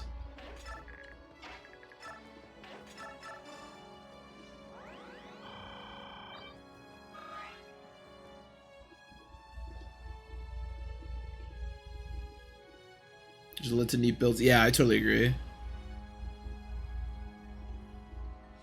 Yeah, some hybrid units would have been cool. Obviously, they've done that a lot in later games, but yeah, that would have been cool. I do think they could have done a lot of cool stuff. I think they probably had cooler plans than what actually happened, but... Kind of like yeah, exactly. And that's what's crazy, like, coming off the heels of FE8, which is one of the most, like, customizable, especially early Fire Emblem games, I feel like they could have done so many cool things, and it feels like they maybe wanted to, because again, like, there are 2 decision points in the game for unit types, but like both of them just feel so pointless. Like the cav decision, at least there's a little more, you know, interesting stuff going on there, but even that's like pretty whatever. What cool to have knives? That could be. That could be. It does seem to make sense for cool to have knives. That definitely could be. Although Bastion using knives, yeah, that kind of doesn't make any sense, huh? That's a little weird. Yo, what are the... Okay, I think I'm getting punished. Nolan is getting absolutely dog shit level ups.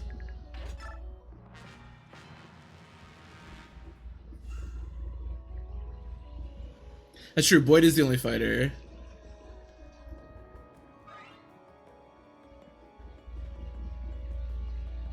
Is he dead here?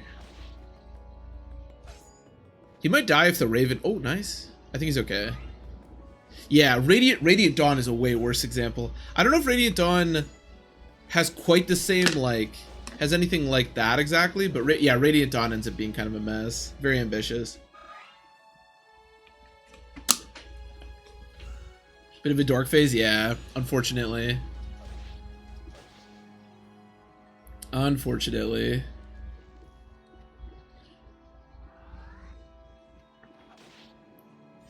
But yeah, I feel like they could have done so many. Well, like you were saying with the fighter, like you can choose swords or bows, or I feel like they could have done so many cool things with Path of Radiance, but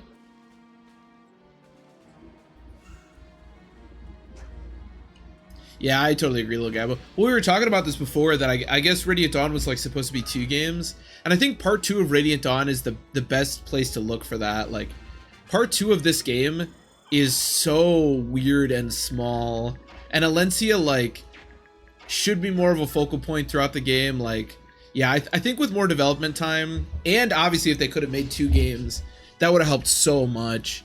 But yeah, it ends up being kind of a mess, unfortunately. Okay, Nolan, decent level up. I mean, yeah, he isn't getting speed. That's so weird. Last time I feel like he'd already gotten like 5 speed at this point.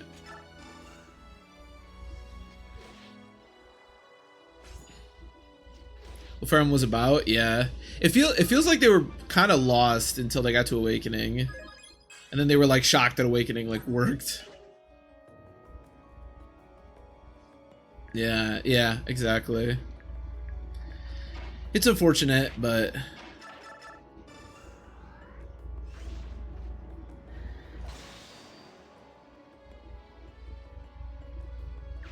Comes returned. Yeah, that was the thing about. I mean, there's a reason that like most of the world, not anymore so much, but for a long time, most of the world just knew Fire Emblem as like one of the games that was in Smash, right? Equivalent to like Ice Climbers and stuff. It's like I don't know anything about that game, but it's in Smash, so.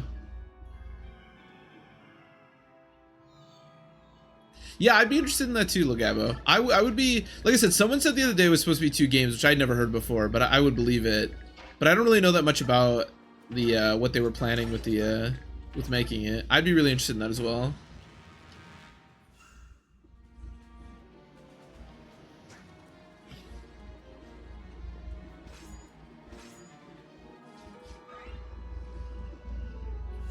But yeah, you can definitely tell it in this game. This game definitely feels...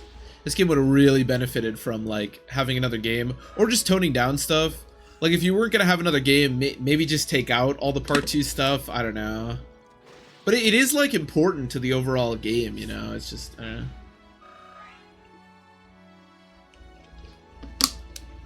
So did before 8. Oh, really? That's interesting.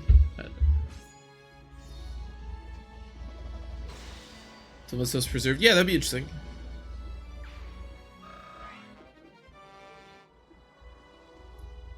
Cancel for... Oh, maybe, yeah. I didn't know there was a canceled game. G Texas engine working.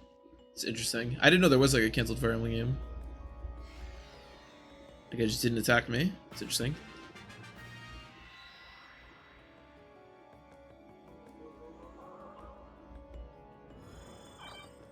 I really don't buy this side. Yeah, especially this game. Like, I think Path of Radiance is interesting too, but like, there's some stuff like we were talking about with the decision between Stabs and Knives, but Path of Radiance at least feels like a very, you know, coherent, complete game. This one in particular feels like such a mess. I feel like it'd be really interesting. Nolan just one-shot a dragon, by the way. I feel like it'd be really interesting to learn more about that. Release code content. Oh, that'd be cool. Yeah, do you know who the YouTuber is? Or where he found his stuff? Because I would be very interested in looking into that, yeah. That sounds very interesting. Also, I would love to get the answer, why isn't Largo in this game? What the heck? Why do they do Largo so dirty? What's wrong with my boy? The goat? Maybe he was just too powerful in Radiant Dawn and they were like, alright, we gotta tone back on this fella. It's hard to balance this guy, he's too powerful. Big Clingy? Okay. I've never heard of him, but I'll look him up. Say don't dead Larga. Big Clingy. Yeah, I might check that dude out. Because I would be curious about that. Oh my god, sorry. Finally, speed. Oh, he's got stuff on Persona unused content.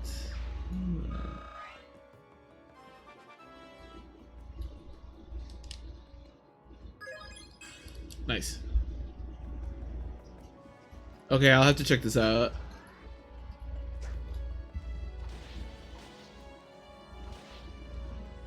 So there's a lot of stuff in the games. That's cool.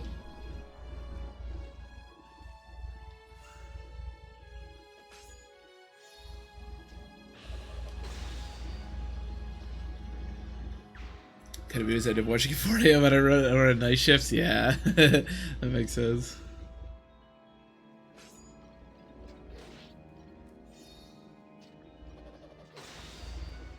Just a lot of effort into his. Yeah, that's cool.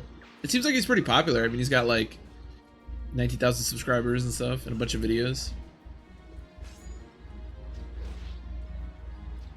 Wait, Takumi died? Ah, sorry, Corn feels bad.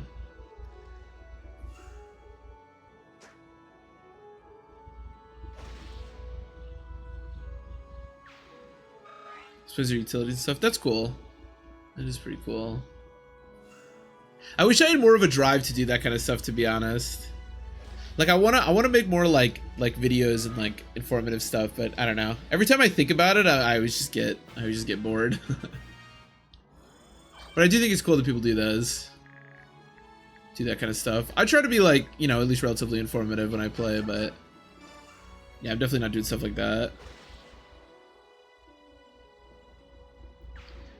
Yeah, I'd be curious too.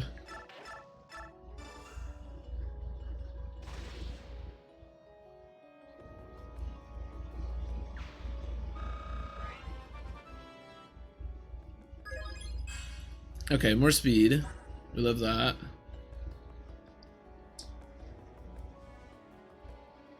Heard it 1,000 times before. Yeah, that's true. But I don't know. If you look at it that way, then you're never gonna make like any video. It's tough to come up with like strictly original stuff. My problem is always just that like I'm never happy with anything I make. Like if I ever try to make an edited YouTube video, for one thing, I like really hate editing. I just find it really tedious and annoying. But also like I just never happy with the finished product. I feel like somebody else has like done it way better. But if you think that way, then you'll never make anything, you know? I think just make whatever you think is cool and, you know, hope that people think that it's cool too. Plus, I just want to play the games. Gas does some fun lore. Oh, Furgast. Oh, he does lore videos? I never seen him. Oh, I should have maybe blessed Heather. This hits a little higher than I was hoping for, but whatever. Heather never dies here, right? Okay, nice. Oh, wait, that doesn't kill. Oh my god, Heather. Proc Bane for the love of God. I need to bliss her.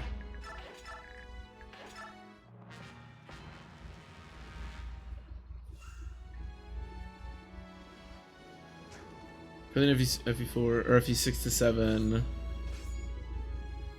Right labeled Ike. Ah, interesting. Make me 5 Fire Emblems by 5 PM. Make me 5 Fire Emblems. We heard about those ideas. Yeah, that's always my problem too. It's always like other stuff comes up or it's cool. It's like in, and I'm sure everybody gets like this, especially if you've actually made videos before, but it's like in my mind a video sounds so interesting and cool. And I think it would be if I ever like fully realized it, but then I start making it and I start like cutting clips or writing a script and I don't know, I just lose it. I lose the passion.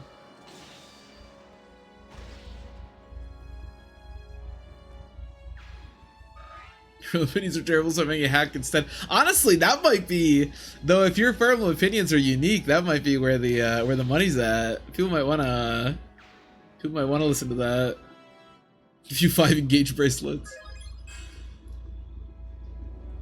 I actually I was working on a video where I was talking about like extremely niche Fire Emblem characters, and I wrote the script and I recorded audio, and then I don't know.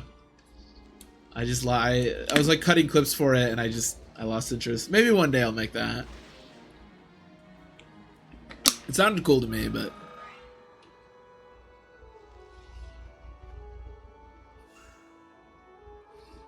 give me 5 Fire Emblems.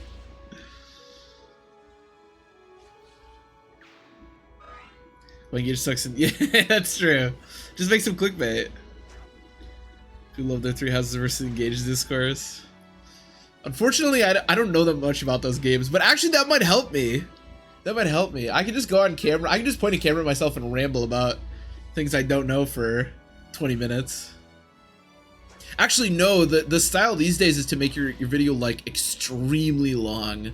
Like you need to make like I need to find a Fire Emblem YouTuber, and then I need to make like a 3-hour video detailing like their past and then why they should be shut down. That's what I need to do. That's where the money's at. That's where it's at.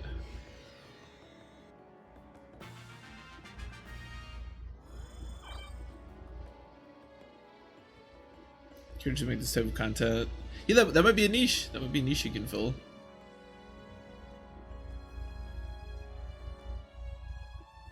True. Yeah. True. All right, I gotta figure out which content creators doing some bad stuff. Well, first I don't know any Fire Emblem content creators off the top of my head. I'll do Mecha. People talk about Mecha a lot. I bet he's a nefarious individual. Slow techno music. Yeah, I need a Florida accent. That's true. I don't sound like exotic enough. That's a good point. Yeah, I feel like people wouldn't. I mean, what I'm saying is bullshit anyways, but I feel like people wouldn't believe what I would say with like my current. I'm too like nasally, you know. I need something else.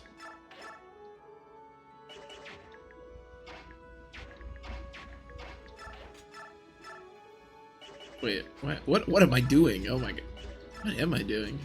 Okay, heal. Yes, okay.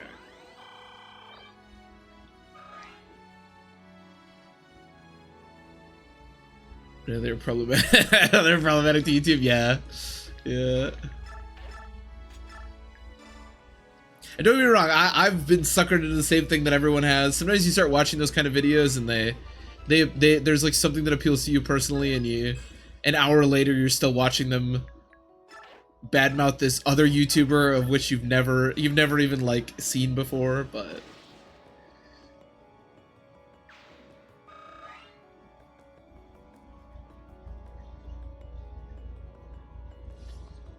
there's like a 1 hour half of somebody rambling with bullshit. You ever played any other Fire Emblem game that kept saying things that were just not true? That's funny. It's just a game about kissing. Dude, the amount of times I've heard people say, like, yeah, it's just the game about, like, waifus or whatever. Like, oh, come on, man. I play along with the joke, but in my mind I'm like, oh, man, but it's, like, so cool. Wait, 1, 2, 3, 4, 5, 6, 7, 8, 9. Oh, that's not good. 32 attack. -6 defense. I have 11. Why is my speed 11? Who made my speed 11? That's not good at all. Bro, I don't know what I'm doing. I'm gonna lose another unit. We're gonna have to redo this. I'm not paying attention at all to this.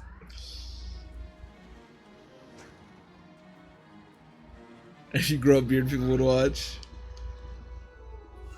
I'm growing back my beard. We'll believe anything if you say it with confidence. That is so true. Oh my god, is Valencia gonna die again? I literally can't get past this chapter. I'm so bad at this chapter, apparently. Oh yeah, you're right. Oh, I don't have my light on. I always turn my light on, but it's not on tonight. Hold on. Hold up. Wait a minute. Alright, that should be better. Now you can see me. I need to keep it dark though, because that keeps up like the mystery, you know?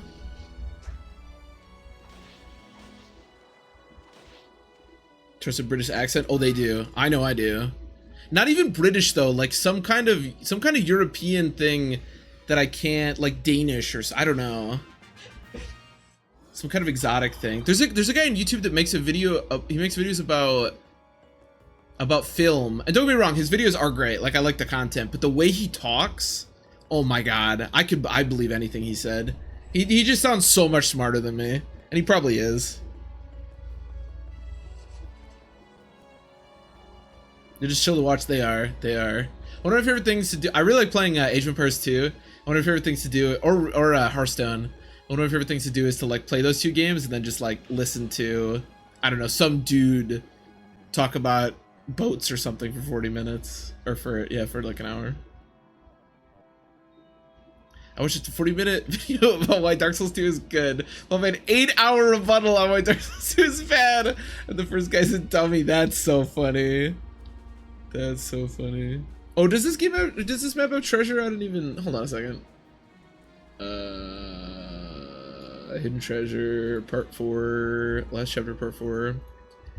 An Ashura icon. Oh, I think I accidentally got the Ashura icon last time. Olive grass. I do want that Ashura icon. Oh, I could have gotten Maelstrom on the last chapter. I didn't.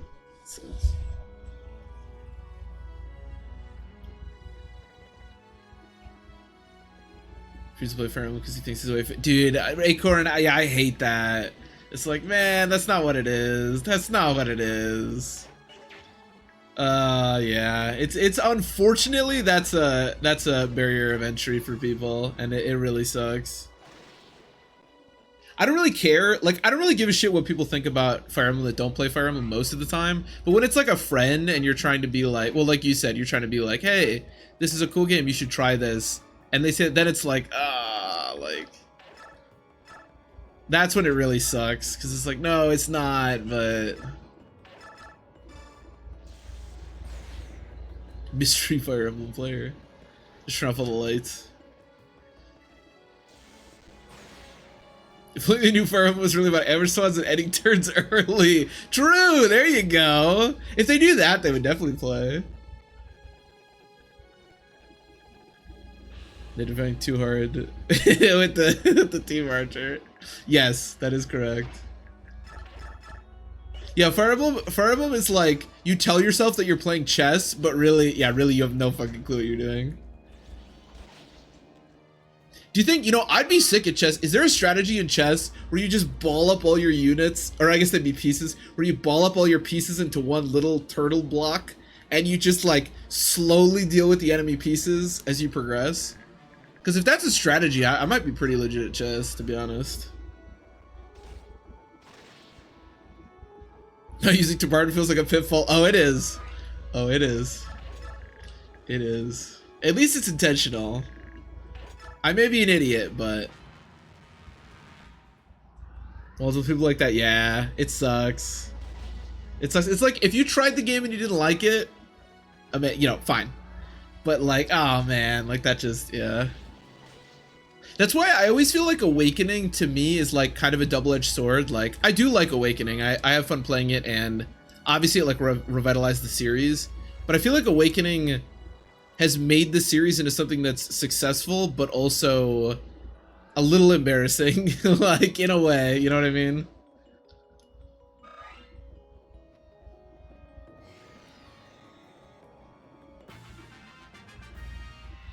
You tolerate Brunetta, but we're not happy about it. Enemy elements. Yeah, exactly. That's what I mean, Logabo. Until Awakening, everything, nothing was really like that. I mean, you can like have cousins marry in Genealogy, and that's pretty wacky and weird, but no, there's nothing like, yeah, there's nothing like the whole like dating stuff and the having kids. Although again, a little bit of that in Genealogy, but Genealogy is its own can of worms. Doesn't get even out a dating simulator. No, but I feel like those games, well, maybe not Three Houses so much, but those games are like Engage in particular, I feel like because it has the art style of like, it's very like anime, that could put people off too. Which sucks because the gameplay is so good.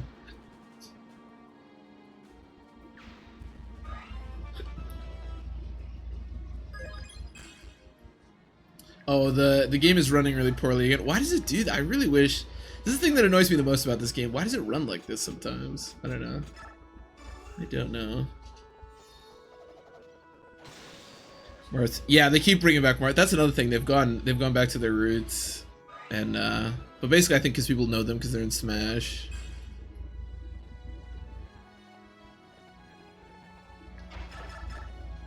Maybe it just isn't meant to be with your friends Acorn, unfortunately.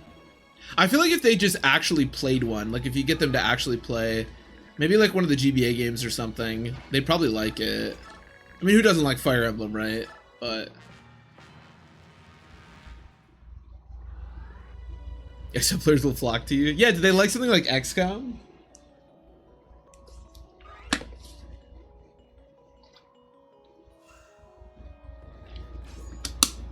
Yeah, FE4 is fantastic.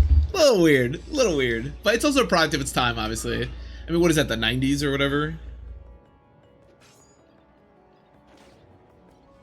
Mentioning XCOM. Oh, I do not have a good relationship with XCOM. I always wanted to play XCOM because I feel like it's up my alley as like a Fire Emblem player, but to be honest, you know what's weird is like I love Fire Emblem, obviously, but I've never really been able to get into another Fire Emblem-like game.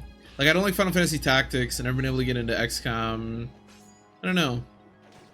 I feel like I should like those games, but computer chugging. No, that's what's weird, little Gabbo, is that my computer is like not even like it's so low on like CPU and stuff. I guess the memory is up to set as 65% now, but even that, like, it's not like it's peaking or anything. I don't know.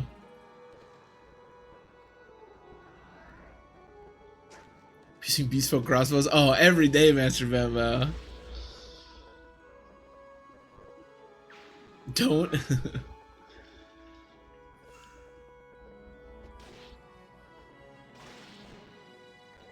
Oh, I think I played one of the Desagas. That game's weird. That game's... if it's the game I'm thinking of, I think I did play one. I had a pretty good time playing it, but it's like so much less tactical. Like, it's not tactical at all. But I did think it was really fun. That one's way more like, just like fun and cartoony. If it's the one I'm thinking of.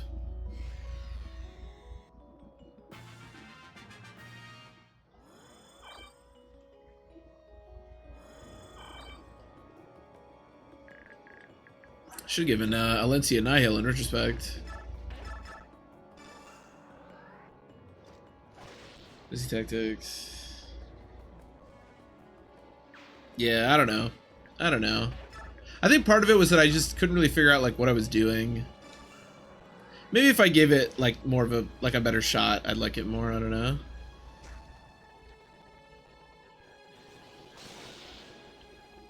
Yeah, exactly. It's if it's the game I'm thinking of, I think I have one of them for the Switch. I never like finished it, but I did play it a decent amount. It's really fun. I do 1 million damage. Yeah. Yeah, I remember that. It's like insane. Like the things you can do in the game are just like absolutely ridiculous. Like it definitely leans into the ridiculousness. Like I'm pretty sure that's the game where you can pile characters on top of each other and you can have like a totem pole of your units. And then you can like chuck them at people. It's really weird. I haven't played it in a long time, but it's cool. And the characters are fun and it's like it's fun. It's very light.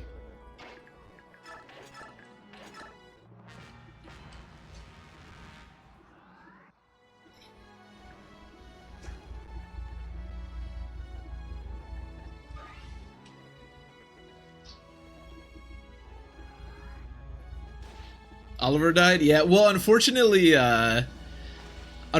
Raphael died, and so that means we couldn't recruit Oliver. So I had to murder him. Tales of Arise. I never played Tales of Arise. Yeah, I played one Tales game. It was called Tales of Vesperia. It was for the Xbox. And I played most of it. But yeah, never played that one.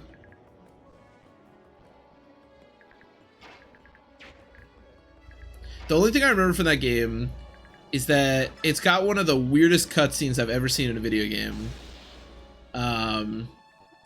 Where the main character like basically scares a guy across a town, and then he like commits suicide in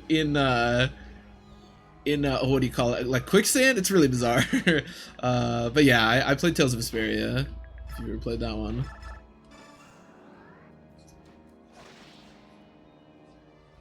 Put the tower on hard. Man, I was considering bringing him if we recruited him, but yeah.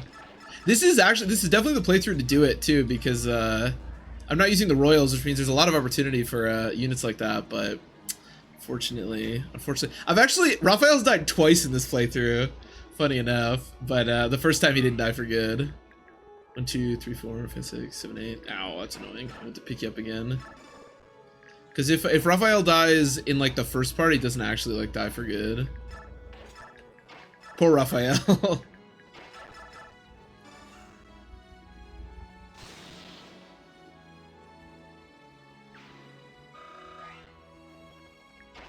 So only needed all of Fire Emblem that I never recruited. Wow. In all of Fire Emblem, wow, that's kind of crazy. Wait, so you reviewed? Yeah, I was about to say that, man. You recruited Xavier in FE5, but not Oliver. Poor Oliver, man. Don't make him feel so left out. Should I gotta donate for you to play? Oh, XCOM? I mean nothing. There's just so much to play. I would not be against playing XCOM, but you know what I really want to play? Well, other than Fire Emblem, what I really want to play is the Saga games, like Tearing Saga, and I think there's another one. Xavier, I think Xavier has to be with save states. Xavier has to be the hardest recruit in like all of Fire Emblem, or at least the most tedious. I've recruited Xavier once, and it was actually on an Iron Man, because I played Thracia a lot as a kid, but I never did it because I never wanted to. But one Iron Man, I decided to do it, and it took like, it was a lot of using like, I was gonna use a sleep sword, but I ended up using a lot of sleep staff usages and stuff. And we did get it. And then that Iron Man, you know what's actually, I just remember this. So the only time I ever recruited Xavier, I recruited him on the chapter it was an Iron Man, and then I failed on the same chapter. Because I accidentally lost, what's his name? What's the busted guy? Oh, Asbel. I actually lost Asbel to the boss, and nobody on my team was strong enough to fight the boss, so I just failed on that chapter. Even Xavier can't fight that boss, but I did recruit him, damn it. Oh, Xenoblade Chronicles. Oh, sorry. Yeah, I mean, same thing. I would definitely play Xenoblade Chronicles. Like, I'm not against it, but there's just so many other things I want to play. I think you'll like it. Yeah, I know Seafarer talks about it a lot. I really want to try it, but God, there's just so much shit to play, man. Serious soccer games, yeah. One day.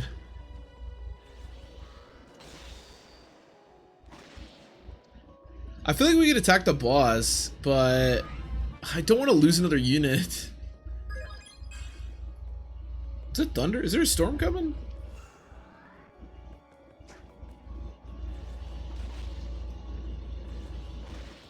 No, probably not.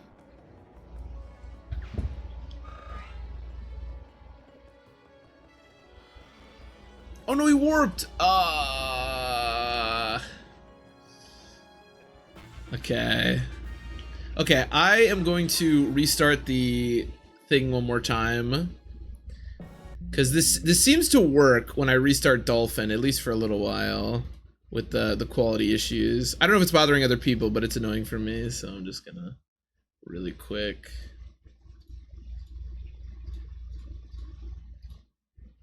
Tighten the Wiimote. This is definitely a product of its time. Tighten the Wiimote, or the finger on the Wiimote.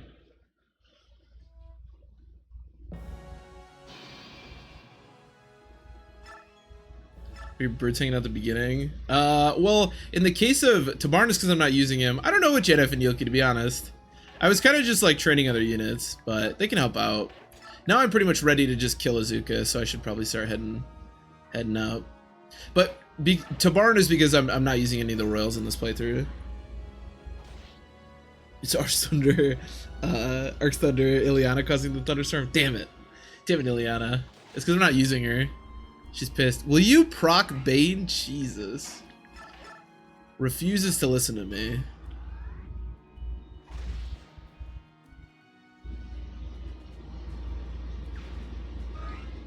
Latina thing and tearing. Is that like a crazy recruit or something?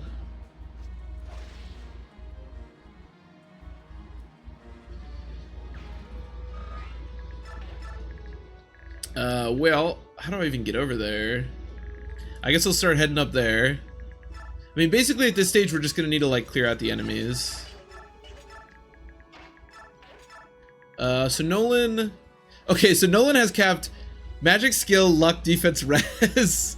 And he should cap speed, obviously, and strength. I think he's gonna cap every stat except HP, because I believe the HP cap is 68, which he will not get to. But I believe he'll cap every other stat, which is kind of cool.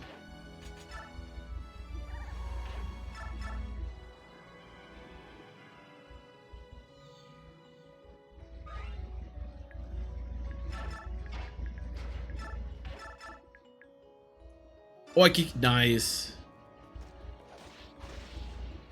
Your Nolan's great. Yeah, he's a beast. He's a beast.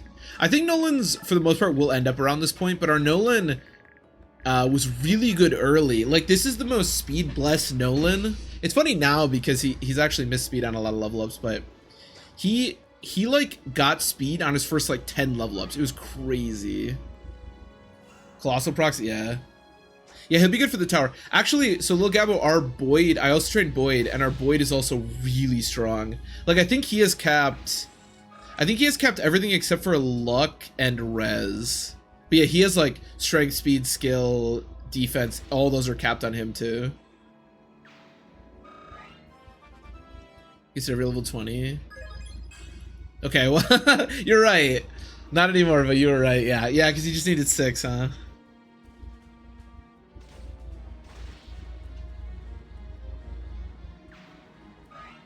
Yeah, I think Nolan and Boyd are going to be a huge part of our tower, because they have a ton of strength and they have really good speed. 35 speed is a really good place to be, I think. I guess I don't know for sure, but I imagine that's good.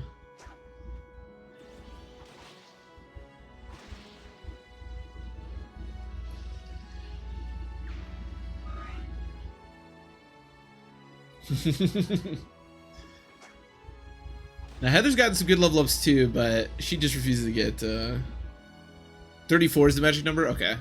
Then 35 is really good. We know, yeah. That 35 is very good. Unfortunately, 32 is not good, which is Meg's cap. Kind of unfortunate, but that's okay. She'll still be good. She'll still be useful. Oh, I ran out of silver daggers. Oh, that's unfortunate. Oh, nice crit. 239 plus. I don't think I can do. Jesus. Oh yeah, Meg's other stats are quite good. The fact that she has 34 defense and 31 res is pretty nuts. Oh, I didn't even bring any more silver daggers. Can I help you? Probably not. Yeah, I'm assuming you don't deal anything. Holy wait, she does. Wait, yeah, do that. Sure. I really thought she'd deal 0 damage. I can proc stun here, so why not?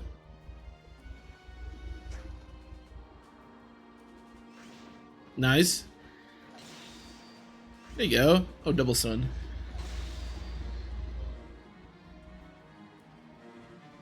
Yes, the Amity must be really strong in this game. 15 might. Oh wow, yeah, that's higher than I thought it was, for sure.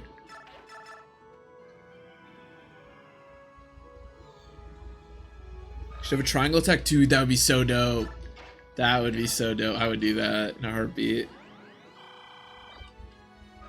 I wanted to train Sothe as well on this playthrough, but unfortunately with the way that hard mode experience works and the availability issues of those units, it's really tough to train Sothe, so I did not. Okay, basically, in order to kill Azuka, what we're going to want to do is cover all the places that he can rewarp to, so that's what I'm going to do now. Is the Amity that strong in Path of Radiance? I feel like it's not.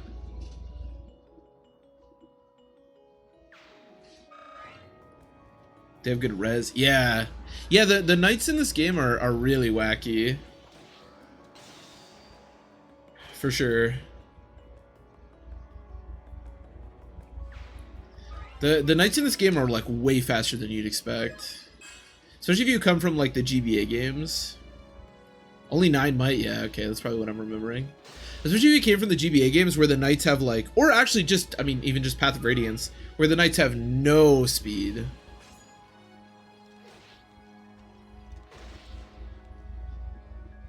Also weighs 3 more. Yeah, Gatry, dude, Gatry's speed is so crazy. I have no fucking clue why Gatry has the speed growth that he does. It's so weird. Because, like, Meg does, but Meg is one of those, like, Meg's like a Wendy type. Like, it makes sense that she has high speed. But, like, why does Gatry have such high speed? I don't know. It's awesome. It makes him great, but unfortunately the cap sucks. Because Braum as well does not have... Braum's speed growth kind of blows. Okay, Nolan level ups are kind of pointless. Oh wait, his speed isn't capped. Or his strength isn't capped. Get some strength, dog. I thought he was capped and everything, but... apparently I am incorrect. Kadri ate the Night Ward. That's funny. Valid theory, yeah, it seems that way. Honestly, that would make sense because 30% speed growth is probably about where he's supposed to be. So a plus 30% speed growth from the Night Ward would actually make sense. That's really funny. All right, you guys transform over here because he may rewarp over here. I think I have pretty much all my bases covered. I don't think he can rewarp to like where you start. I'm not sure. But I have Renulf if he does, so I think it's okay. Yeah, you can go over here, but just make sure we're out of range of the crows. Transform Racing does have 22 speed, which still means you get doubled, but yeah, actually that doesn't really help that much. Now that I'm looking at it. 55 speed, close enough, yeah. He really did eat the Night Ward. Man, save some for Braum. Braum could really use the Night Ward in this game. But yeah, Gatry's speed. You know what's crazy? Is that Gatry, a knight, traditionally obviously slow unit in Fire Emblem, has a 60% speed growth. Sigrun, who is a Falcon Knight, traditionally a very fast unit in Fire Emblem games, has, it's either 25 or 35%. That is a crazy difference. What is it exactly? I gotta look this up now.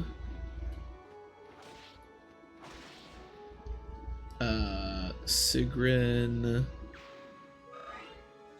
No, sorry, 25%. It's even worse than I said. Okay, isn't good in this game. Braum at least has the luxury of being like one of the perma available units in part 2. Well, almost perma available. So it's hard to say that Braum's like terrible because he does have basically guaranteed usage on every playthrough, but he's definitely not, yeah. He's definitely not fantastic.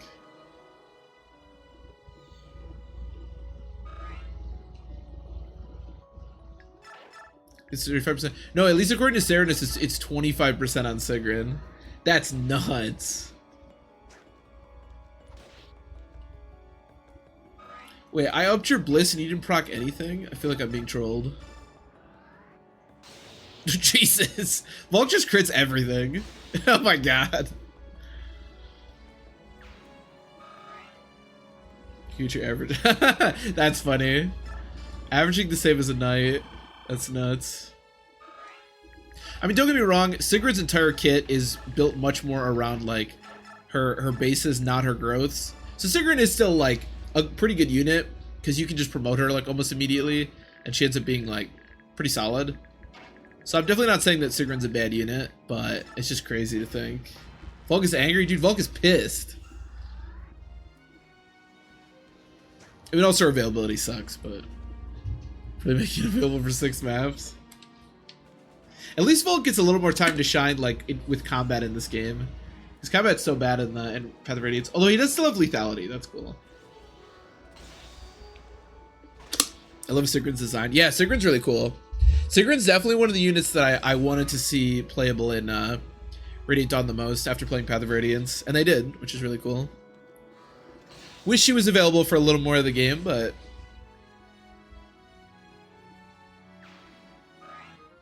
was it a tier 3 promotion? Yeah. Okay, where are we going? Are we gonna go to the middle? Oh, you want young Megan to kill you? Okay, well, I think I can arrange that. I think Megan killing Azuka is a pretty funny thing to happen. Oh, I forgot you equipped this. I was like, oh no, I have to worry about Balberth like proccing Flare again, but all right, let me pick up some more kills and then we'll get on out of here.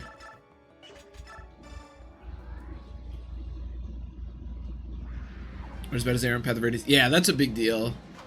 That's a big deal. And they have 1-2 range if you want it. I mean, the knives absolutely suck on might, but yeah. The knives and daggers being much better in this game is a huge deal for sure.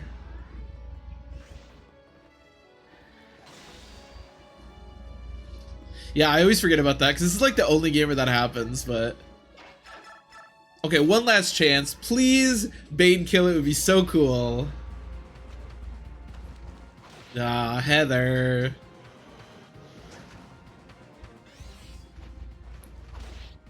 Ah, it's so lame. Oh well. Oh well. Alright, let's get you your last kill. We can even watch it. Volk fight at the tower. Oh yeah. Anyone that has as much speed as Volk, I think is going to be a pretty reasonable late game unit. Will you get some strength, man? You're so close to capping. He's capped everything else. Oh, okay, I can give you one more chance to Bane. Yeah, I don't know why, because they never deal any damage, so it's pointless, but you're totally right. Some stabs just have, like, a ridiculous amount of crit for some reason in this game. No, Bane, please! You didn't proc anything? Isn't your biorhythm all the way up? It is! Okay, Heather is actually trolling me. Yo, the fact that, okay, I was gonna say you can one-run these guys, but he actually can't. Still though, the fact that Bastion's pretty close to one-running these guys is actually kind of cool. There we go, yeah.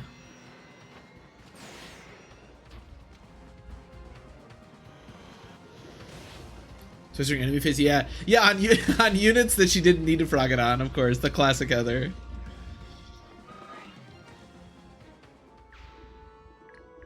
Okay, let's see. I'll get you one more kill. I mean, that kills, right? It's gotta. Times 4 on an 18 is ridiculous. And then we'll have Meg kill Azuka, and we can get out of here. I can finally complete this chapter. If you want to know how not to play this chapter, this is probably a pretty good... Alright, Alencia's getting some decent level ups. Maybe I'll bring Alencia to the tower. I mean, technically she's dead, but I don't know. Sure. Don't you see? If I am harmed, my knowledge will be lost. Can the human race survive such tragedy? If you fools cannot see the larger picture, you have to be destroyed. Bro, you have a rewarp. Oh, this is really cool, actually. The way he, like, uses the staff, it, like, goes around him. It's pretty cool. Bye. I mean, Meg is obviously much too powerful for this old man, but... Nice. Speed on this map uses Tabarn. Oh, yeah. Normally when I do this map, I just use Tabarn as well. I mean, the Laguz Royals for part 4 can just solo like every map. Using it to grind Astrid? I never done that. My work is still incomplete. Yeah, exactly. I didn't think about that, Vin, but you're right. The way that Druids do it in the GBA games, like how they have it like in front of them, it's really cool. Disgusting filth. I can't kill him enough times for what he's done. At least he's finally gone. No one else will suffer by his hands. I suppose there is that then.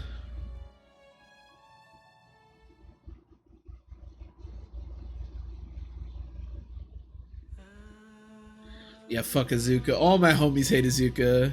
Azuka might be the worst person in all of the Tellius games. Like, I don't know. Leakin is a piece of shit, but Azuka's pretty awful.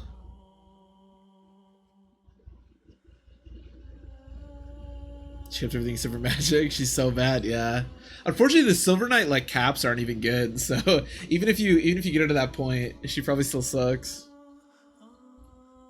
That's our problem with Oscar. Our Oscar has really good speed, obviously, but 32 cap on speed is pretty bad. That man in the black cape you left with us is in bad shape. We can't even hold him down anymore.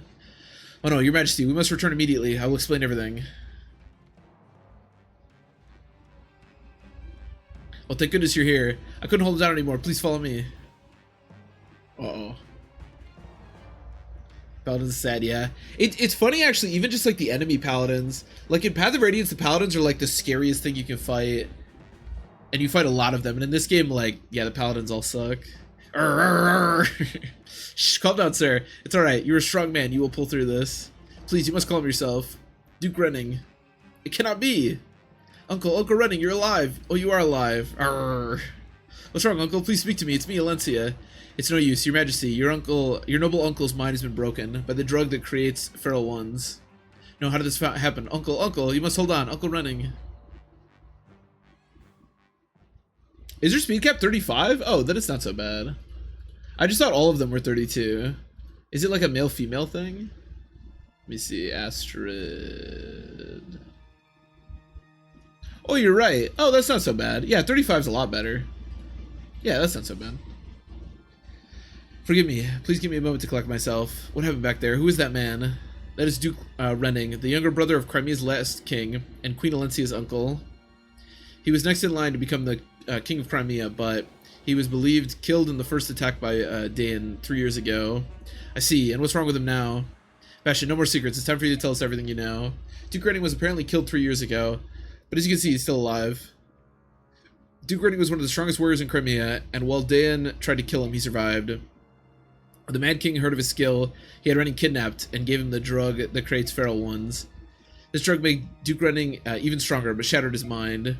He became Bertram, one of Ashnard's infamous four riders. After Her Majesty and company defeated him, I had him taken back to the castle. I hoped to find a cure, but I didn't want to raise any false hope, Your Majesty, so I kept the secret. However, his mind continued to deteriorate, and there were no signs of improvement. As a last resort, I hired Volk to investigate a way to cure him.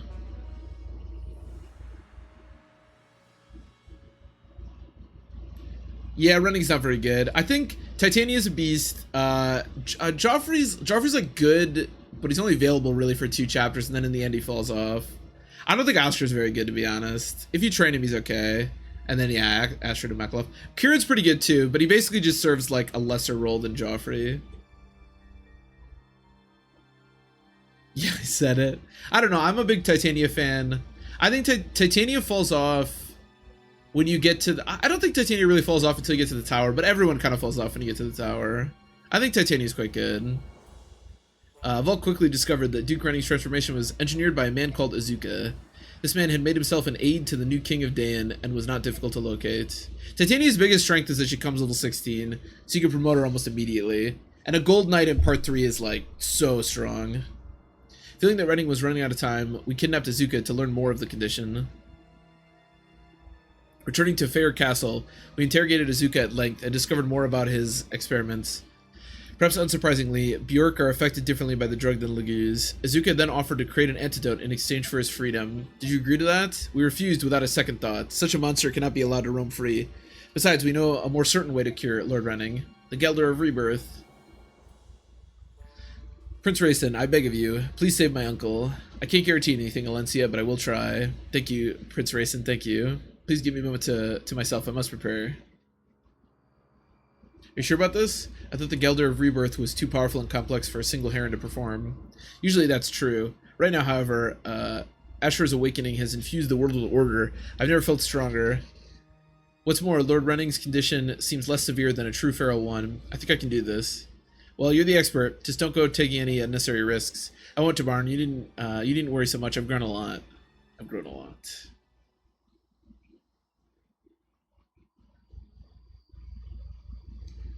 She's not good. Wait, Titania? Or... Wait, are you talking about Titania or somebody else? Because Titania is the best unit in Fire Emblem 9, if that's what you're talking about.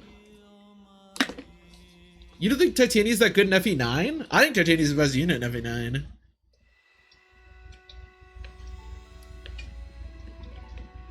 Grrr. I can just watch him convulse for forever. Okay, hold on.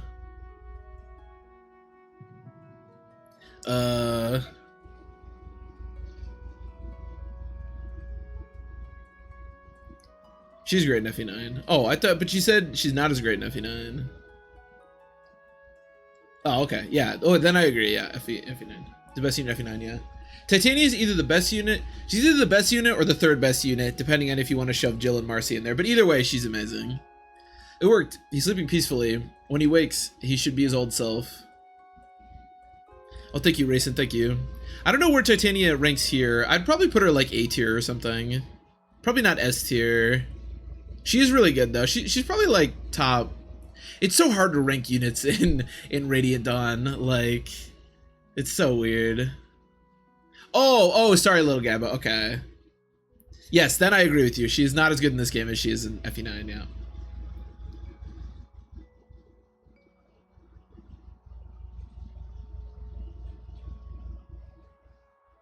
Kieran Oscar. I feel like it's hard. You could make the argument for Oscar because he comes at the same time, but it's really hard to make an argument for Kieran, I think, because his availability is so bad. Yeah, I got you, Lagabo, I got you. So how's Prince Rayson? He's asleep with a big, contented smile on his face. He'll be fine. I suppose we should give thanks to Goddess Ashura. Her power gave strength to Prince Rayson and saved Duke Renning's life. But like, I don't know about Oscar though. With the Earth Affinity, yeah, maybe I'm not as familiar with supports, but Oscar's like pretty weak. Like, Oscar not only needs a handful of levels to get enough speed to start doubling, but his strength is also really ass, and it's basically always ass. It's really hard. I don't think Oscar's that good, to be honest. And it's really hard to swing Kieran, because his availability is so bad. It's hard to think of her as the bad guy after seeing a thing like that. Goddess Ashura, huh? I can't die until I see what she looks like.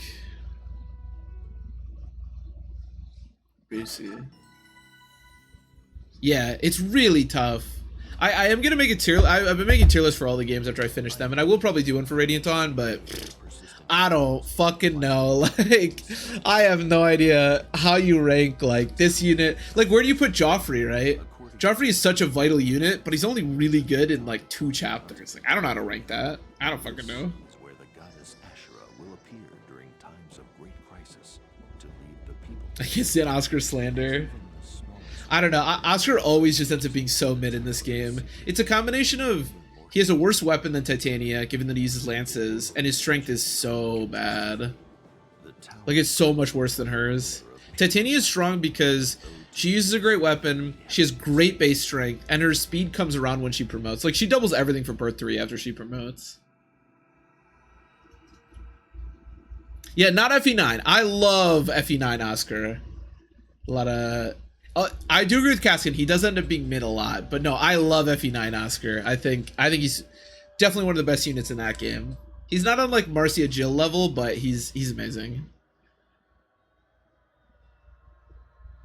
But not tower material. Well, it's tough to judge the tower anyways, right? Because if you're using Laguz Royals, then like nobody's good in the tower because the Royals are so much better than everyone else. That must be the Tower of Guidance. It's actually kind of beautiful. It feels calming somehow. Let's go Mist.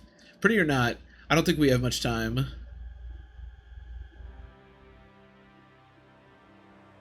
Yeah, I would agree. He's not guaranteed good like Titania. No, sometimes he struggles, but I think he's consistent enough. I think he's consistent enough to be good. I wouldn't put him like over Titania or anything, but I think like he's consistent enough that he will surpass Titania. Like by the end, Titania is amazing in FE9, and this is specifically Maniac. Titania does eventually fall off, whereas Oscar, I mean, everyone kind of falls off in the end, but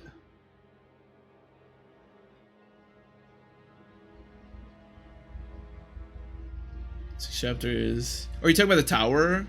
I totally agree. I wouldn't basically judge anybody on the tower.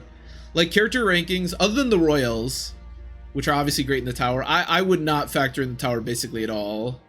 Because by the time you're getting to this point in the game, you have stuff to do. Like, you don't have to worry about which units are good or not, you know? The city gate is shut. I guess we'll have to force our way to get into the tower. Oh, you guys made it. Screamer. We just immediately start playing the Laguz theme. That's dope. I didn't realize your group had already arrived. Yes, we've been here for quite some time. I've been itching to go inside and see what the bad guys have waiting for us. Screamer listened to reason, however, and agreed to wait here with us. We know nothing about the numbers or strength of the enemy. It seems safest to wait here for the rest of you to show up. We pitched tents outside the gate. Hello, Micaiah. Any word from Yune? She came back to me a number of times during our trip, but nothing for the past few days. I see. Do we know where Tabarn and Alencia's group is? No word yet, no. Ike, it's a waste for us to just sit around waiting. Why don't you have a look inside? 5 chapters, yeah. Yeah, no, I totally agree. Wait, what's happening? Get ready for an attack, people.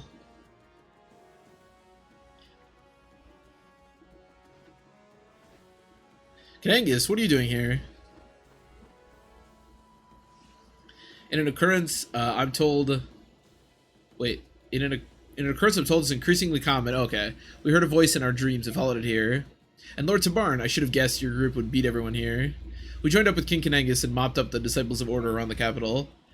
The only people left within the city are the ones who've been petrified. Good. I like air breathers with initiative. Hi, Yune. Yune, here to give us our next instructions? Yes, good guess. Everyone gather around. You'll all need to hear this. Good job, everyone. All 3 teams got here, and a little faster than I thought you would. While you were traveling, I went around recruiting more help, including King Kanangus here. Unfortunately, it looks like Ashura had the same idea. By the time I made my way here to Guldoa, or by the time I made my way to Guldoa, there was no one there. Well, what do you mean? Where are they? If you're saying what I think you're saying, then we could have a very big problem. Lots of very big problems. I don't know for sure, Tabarn. There aren't a lot of dangerous dragons altogether, but it looks like every one of them has joined Ashura. How could this be? I haven't seen them anywhere else in Tellius, so they must be already inside the tower. Let's camp for the night before walking into Ashura's own home.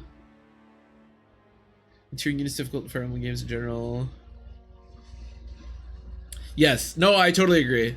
I totally agree. That's why, like, whenever I make a tier list, I try to be, like, pretty upfront about, like, for one thing, this doesn't really matter. You can use anybody. And for another thing, it's much more important, like, the things that, like, when you say Titania is the best unit in Path of Radiance, or like some kind of middling unit, right? Like, you talk about Ross and Sacred Stones or something. It's much more important to discuss, like, what his strengths and weaknesses are than, like, whether he should be C or D or B. You know what I mean? So I totally agree.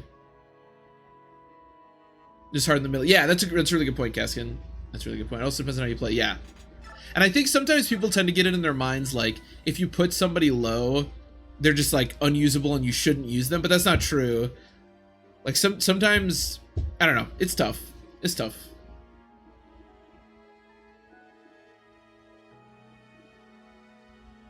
Yeah, I totally agree. I totally agree. I like to use tier lists as a way to like have discussions about units because I think especially in my more recent ones, people are pretty good in the comments of like explaining themselves and not just like getting annoyed by stuff or whatever. But no, I would totally agree. If you want to know like who you should be using, like Kaskin said, I think the top and the bottom is pretty nice. Like you should be using Seth and Sacred Stones and you shouldn't be using Amelia. You know what I mean? But you can do the other way. It's the middle that's tough.